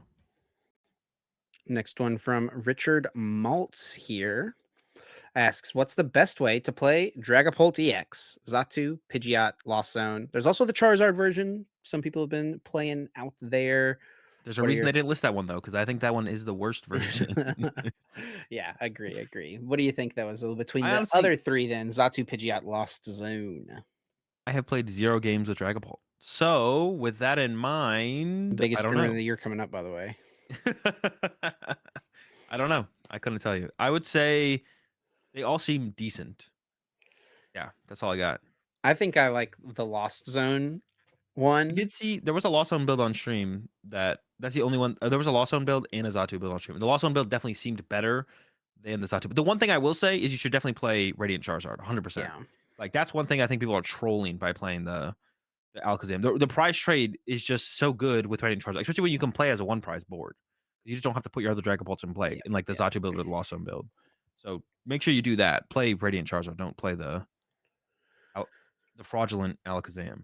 I think for me, it goes Lost Zone, Xatu, then Pidgeot. I don't really have a preference to be. I don't really know. I It's like the a Lost Zone's options of like you can attack with Cramorant early to get some yeah. damage in play. You can attack with Sableye or Charizard later in the game, right? It just fits so naturally with the Psychic Fire requirement of Dragapult. And it's like extra draw power for a Lost Zone deck, like a Sablezard. I think one of the things that made Sablezard a little bit worse than other Lost Zone variants in the previous formats was that you don't have the supplemental draw of Radiant Greninja throughout the game, but now you do have some other form of supplemental draw through Dracloak, right? That is fair. It's like a little bit extra of a the boost as well. I mean, I hate the idea of stage twos and Lost Zone decks. So if I had to like pick one that I want to work, it would be Xatu. I don't know if it's actually better than Lost Zone. The Lost Zone build did seem pretty smooth from the stream game I watched. So, but that's like that's like my maximum experience of the deck is like watching it be played at the Japan Championships and not so much playing it with myself. And our last question here we have this week from Johan Torstensen asks, "What is the most underrated deck going into NAIC?" Well, I would have said Guardy, but over this last week, that's no way that's true anymore. But that was like kind of my deck where I'd like play with it. I was like, oh, this is just like the best deck I played with so far. Um, so I guess like depending on the way decks are built, I mean, like mentioned this earlier. Maybe Lost Box, especially if Guardies like aren't running Jirachi. I don't know if this will cause Guardy players to put back Jirachi back in, like the thought of Lost Box, but I don't think Lost Box is like too much on the radar. So I think most underrated is probably Lost Box because Dragapult seemed like a pretty bad matchup. Even if you ran Roaring Moon, because then you're like you get the 2 prize KO, but you leave yourself with 30 HP left, so they just go like counter catcher and take like I don't know how many prize cards in that turn, a lot. Um, so yeah, I would go with Lost Box, I think.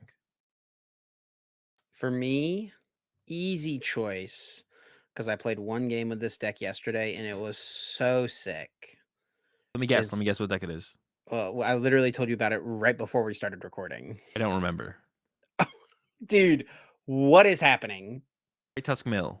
How do you, dude, Palafin. dude, Gouging dude? Fire. I've got to tell you, dude, I tried to cook Palafin. I didn't get out of the deck builder with that deck.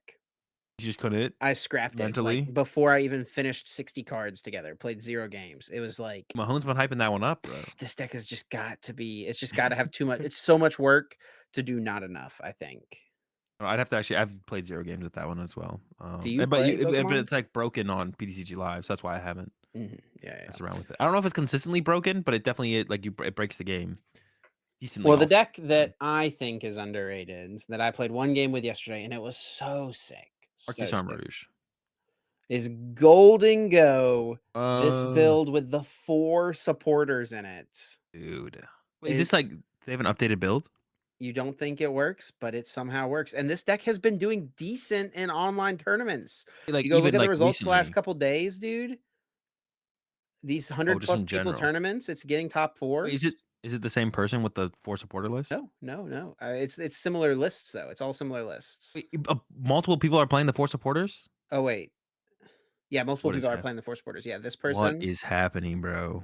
they just this, Wait, what does uh Faulkner do? Faulkner is sick in the deck, dude. You just draw Oh, 4 just draws cards. 4. If you have a stadium, right? Isn't that what Yeah, the but you play requirement is? 4 your whole deck is playing 4 Pokestop. Maybe Faulkner's the missing piece?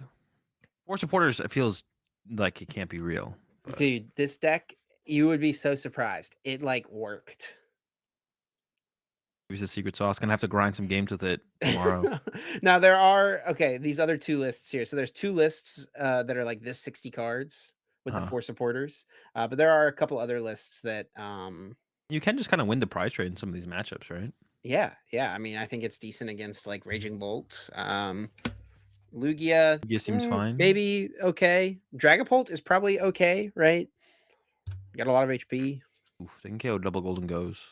2 turns. Goldingus, yeah, that is true. They could do that. I don't know if they got it like that, though. Dragon Ball's definitely not. I want to say like Dragon Ball's inconsistent. You just know you're not doing anything for a little while, kind of. And you have the canceling clone, so you have like a potential for a prize trade against Gardevoir, right? Or if they just don't run Manaphy, I guess you got them. But All I gotta say, dude, is if we play Golden Go EX, the squad is definitely gonna be relying on you to be the one to have Faulkners for us. so we can all play one Faulkner. Yeah, we can all play one I have Faulkner. a playset. Should I bring it with? You weren't gonna include it? What do you mean? Bro, it's Faulkner. I have them. I'm just not gonna bring. I wasn't gonna bring them with me. What I thought you have 4 of every card, you just don't bring all 4 of every card that's No, legal? dude. You know how many? Do you know how much that would be? I'd have to bring like an extra suitcase with me everywhere. I'm Yeah, already bringing two I thought you were suitcases. committed. I don't know, I thought No, you were a I have pro 4 of Pokemon every player or I something. have 4 of every card. I just don't bring every card with me. Well, what's the point if we get to the tournament and we're playing a broken deck that needs some rando card and you don't have it? More often, the rando card, like, we know about the rando card before the tournament, That is so just true, having it is the important part. Yeah, most of the time, like, I know, like, the list of cards I need. It just really stinks when you don't have one, and and it's, like, you 2 have to, days like before the tournament, you don't have time yeah, to order that's the it. problem. The problem isn't having it's not knowing about the card, it's having the physical card. Um, that's the problem. Well, those were Golden Go our questions. What's up? wait, so you said Golden Go was Underrated. the underrated then for you? Alright. Sure, sure. Well, we got some predictions to do, and these predictions come from Benji Fam, who did like respond with a question, but the question was prediction. So instead of coming up with our own predictions, we're gonna use Benji Fam's predictions. And honestly, Chip mentioned this at the beginning of the podcast. We should just have Benji. Benji comes up with some good predictions to do. So we should just have Benji. If Benji's down, keep sending us the predictions Send us the each week. predictions every week Yeah, for before when the there's majors. a major event, yeah. And the first one is how many decks in top eight will have Blood Moon Ursaluna? The by far the best card from the new set, right? I think we both agree on that. Yeah, that's Um, what we've been saying, like, at least the best Pokemon from the new set, I think. I Legacy don't know. Energy, Unfair Stamp, maybe other contenders. I don't know. It's pretty good. But yeah, how many do you think there was going to be in top eight? I guess one of the questions you can go with that is like how many Lugia do you think are going to be in top eight? Because that would be that would Yeah, line that up. But yeah, the card's Public really Enemy good. number 1. Blood Moon probably does make its way into some sort of Lost Box deck, if that gets in there. If Yeah. anyone's playing Tina, Blood Moon probably gets in there. Blood Moon probably gets in there in some Arceus deck or something like that. Arceus seems like it is pretty much never beating Raging Bolt, though, so Arceus probably has the Arceus Yeah. heads are definitely sad heading into this event, I would say. I still try Um, and force it. They come up with some pretty bizarre stuff sometimes. They might still be able to get there. We'll see. We'll we'll see see, what we'll see. was it usually Makani and Braden, I think, are the Turn two time. and Turntine, the two main suspects or three main suspects for that. We'll see. I'm gonna go with 3 Ursalunas though, and that's a lot. I'm gonna go with 3. I'm gonna lock it in 3. Probably be That's like a 2 Lugias and something else. great line, to be honest. I'll go with 2. I probably would go with 3 though, but yeah, we'll mix it up. We'll go a little different. I'll go with the 2. Most played Twilight Masquerade Ace Spec in top 32. So we're not counting the prime catchers. We're looking at the other options out there of the new cards. And I'm gonna go ahead and lock in Legacy Energy. Lugia dominance, baby. What else came out from Twilight Masquerade? We got Unfair Stamp. Unfair Stamp. Man, it's tough to Scoop go. Up Cyclone. You can't really go against Legacy Energy. I feel like it'd be. Oh no, I'm gonna go with Unfair Stamp. I'll go with the other one. I definitely that's the only other one that can compete. I think. Definitely see multiple Unfair Stamps in cut. The way this thing is kind of breaking down for me, though, I'm kind of hoping. I don't even know what I'm hoping for because Control plays Cape still. I was gonna say I'm kind of hoping that like there are a bunch of controls make cut with Unfair Stamp, Blood Moon Ursa Luna, but Control's still playing Cape. I'm pretty Oh, sure there's the still. Hyper Aroma as well. Hyper Aroma. Ooh, nah, Secret we'll go with the Box. Unfair Stamp. We'll go with the Unfair Stamp. Secret Box. There was actually quite a few secret boxes on stream. In the Gouging Fire deck, it was actually pretty cool, the combos you could put together with it. And then we also saw what was the other deck that we saw playing it? Ancient Oh, Box has been playing it. um, ooh, that is kind of good in Ancient Box. Gets the squad. We Yeah, also dude. saw it in a Raging Bolt. One of the Raging Bolts was playing the secret box. It did not seem as good in there. Definitely a thing. Chalk it. Higher Finish. Blissey or Festival Lead? Dude, I was so hype on Blissey. I thought Blissey was so super sick, and it was super good when the meta was just Dragapult, but man, it cannot beat Raging Bolt Or Lugia. or Actually, Lugia. Yeah, the better question is true. what does it beat at this point? And the answer is Yeah, very little. I'm gonna yeah. go with Festival Lead because of that. And actually, the meta's getting better for Festival Lead the closer we get to this tournament. I gotta say, I think there's a decent shot that neither of these decks make day 2. That's not one of them will make day two for sure. Either of them making day two is crazy. I don't know, man. I mean, it's gonna be a big day 2, but they're I'm just going not Festival that Lead. good. I mean, they're Festival Lead is definitely better than Blissey at this point, though. I feel like. That's what you think. I'm going with Blissey. Let's get it. Come on now. All right. Blissey for the win. And we're gonna be playing it. Just wait. All right. Highest I Dragapult doubt that. finish. What do you think, Azul? Highest placing Dragapult this weekend. I'm the meta's getting a little bit more figured out, and Dragapult is a deck that has a lot of flexibility in what you can run in the deck. I'm gonna go with the top 8 for well, I guess it's like how far do I think Dragapult? I'm gonna go with the top 4. I'm gonna go with top 4. I think one will get to top 8, and I think it'll actually get all the way to top 4. I actually think Dragapult is gonna finish outside of the top 8. I'm gonna go top 16 for the best Dragapults. I really actually want to see. I want more info on the Champions League results. I'm really curious to know. Do we ever get that information though for Champions League? No, no, it's Or just the top 16 usually. I keep calling it Champions League, but Japan Championships. Because like the last Champions League, yeah, they only ever have the top 16 decks. Unfortunate. I really like to know more information on that. I actually just saw someone on Twitter posted the meta breakdown for day 2 um Of what? like of Japan Championships. I didn't see who it was though. I didn't save the Oh, tweet. I should have saved the tweet. Wait. Oop. And I'm scrolling. I'm super scrolling right yeah, I now. can find it probably. Is it Pocket Book? Maybe they might have retweeted it if they didn't tweet it themselves. Um, was it like a graph or something? Yeah, it was like a pie chart. Yeah, not this. Mm. We'll have to see. Well, maybe we'll be able to talk about it next Oh, I week if found it.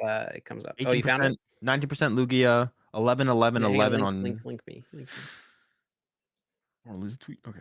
How are you gonna lose it? Just click copy, I don't know. What's it called? It's kind of weird sometimes. Where's the share? dude. I got it. I got it. I got it. Sometimes when I click out of tweets, it like the well, because I use like the tweet deck or pro Twitter, whatever it's called now. And I feel like it sometimes like jumps around when I like Here click we out of go. stuff. Annoying. There you go. 19% Lugia, 12% Raging, or 11% Raging Bolt, 11% Gardevoir, 11% Charizard, Yeah. 7% each for Dragapult, Dialga, and Lost Box. Did you see any Dialga on the stream? There was one. They got donked. Or effectively donked. Nice. They went like, yeah, they opened Mew and then went.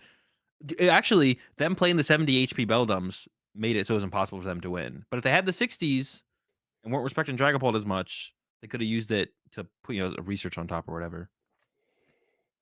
But yeah, they Oh, got this cooked. isn't everything. This is the 53 decks that were identified. Oh, okay. 53 out of the top 64. That's pretty close, though. The numbers wouldn't be too far off, I would imagine. Yeah. And it seems like roughly this is like seems reasonable. Like this is like seems like nothing's too out of the ordinary. This kind of almost seems like yeah, because that's like, based on what I saw on stream and stuff. This seems about right. Yeah, for Lugia sure. definitely being the most popular is not a surprise, and then Raging Bolt and Lugia or Guardi. I guess Charizard the one that stands out a little bit there, but I mean Charizard's still pretty good, right? Good deck. Yeah, and I mean, if it's the type of thing that people have just been playing so much this year, I mean, you get to change decks going from day one to day two, right? Yeah, yeah, you So get to maybe that change. was like people trying to make a hard meta call, seeing like these decks be the top three. Maybe they're thinking, Charizard can beat these three decks. Yeah, yeah, definitely. I mean that's what we saw Daichi do, right? Daichi did made the switch into day two Yeah, for the Charizard. Played it with the maximum belt, I think, actually, which is interesting. I feel like the cape's really good against Lugia. I dude. guess they were But playing Jammy Tower. maximum belt plus Kiernan, you can one hit KO a Dragapult when they've taken two prizes. That's true. That's true. Maybe that's your way to beat him. That's Get him pretty with the Kiernan. broken.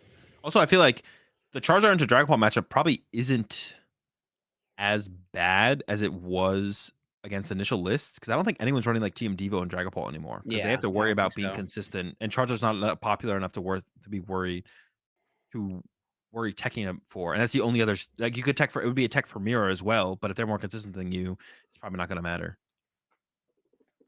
Well, Azul, I think that's going to do it for our episode this week. Over 2 hours about the Yeesh. NAIC formats. So hopefully everyone, I imagine a lot of people are listening, heading down to the tournament and stuff like that. So good luck to Yeah. everyone heading down to NAIC this weekend. You got any other thoughts, Azul, before I send us out of here? I'm excited to play some games this week leading up to the tournament. I don't have too many strong opinions on much. We know what the good decks are. I'm excited to see what everyone else in the world is able to come up with outside of Japan because there's definitely going to be a lot more to be discovered and I think revealed at this tournament at NAIC. Unfortunately, you can't do as much with all that information though because there's no tournament after it. So that kind of sucks to be honest. Thinking about that a little bit more now, it's just kind of a one and done stretch here. Japan gets their one really big tournament. Or I guess they got two. They get their two really big tournaments. We get our one really big tournament. But yeah, a lot of brain power has not revealed what they've been working on in the game yet. So I'm excited to see everything that happens at NAIC. Yeah, appreciate everyone for the support as always. Thanks for listening. Thanks for liking, commenting, subscribing. Those things help us out so much. And if you want to keep up to date with myself and Azul, best place to do it is over on X. You can follow myself at ChipRichieAzul at Azul_GG. You can also follow the podcast at Uncommon_Energy. Be on the lookout for some future Q&A posts on the Twitter. Let us know your questions heading up to major events and stuff like that. Yeah, Appreciate the support as always. Good luck to everyone going to NAIC this weekend. we'll see you there. Um, see y'all. Talk to y'all next week after NAIC, Wednesday, 7 a.m. Eastern, as usual. Peace.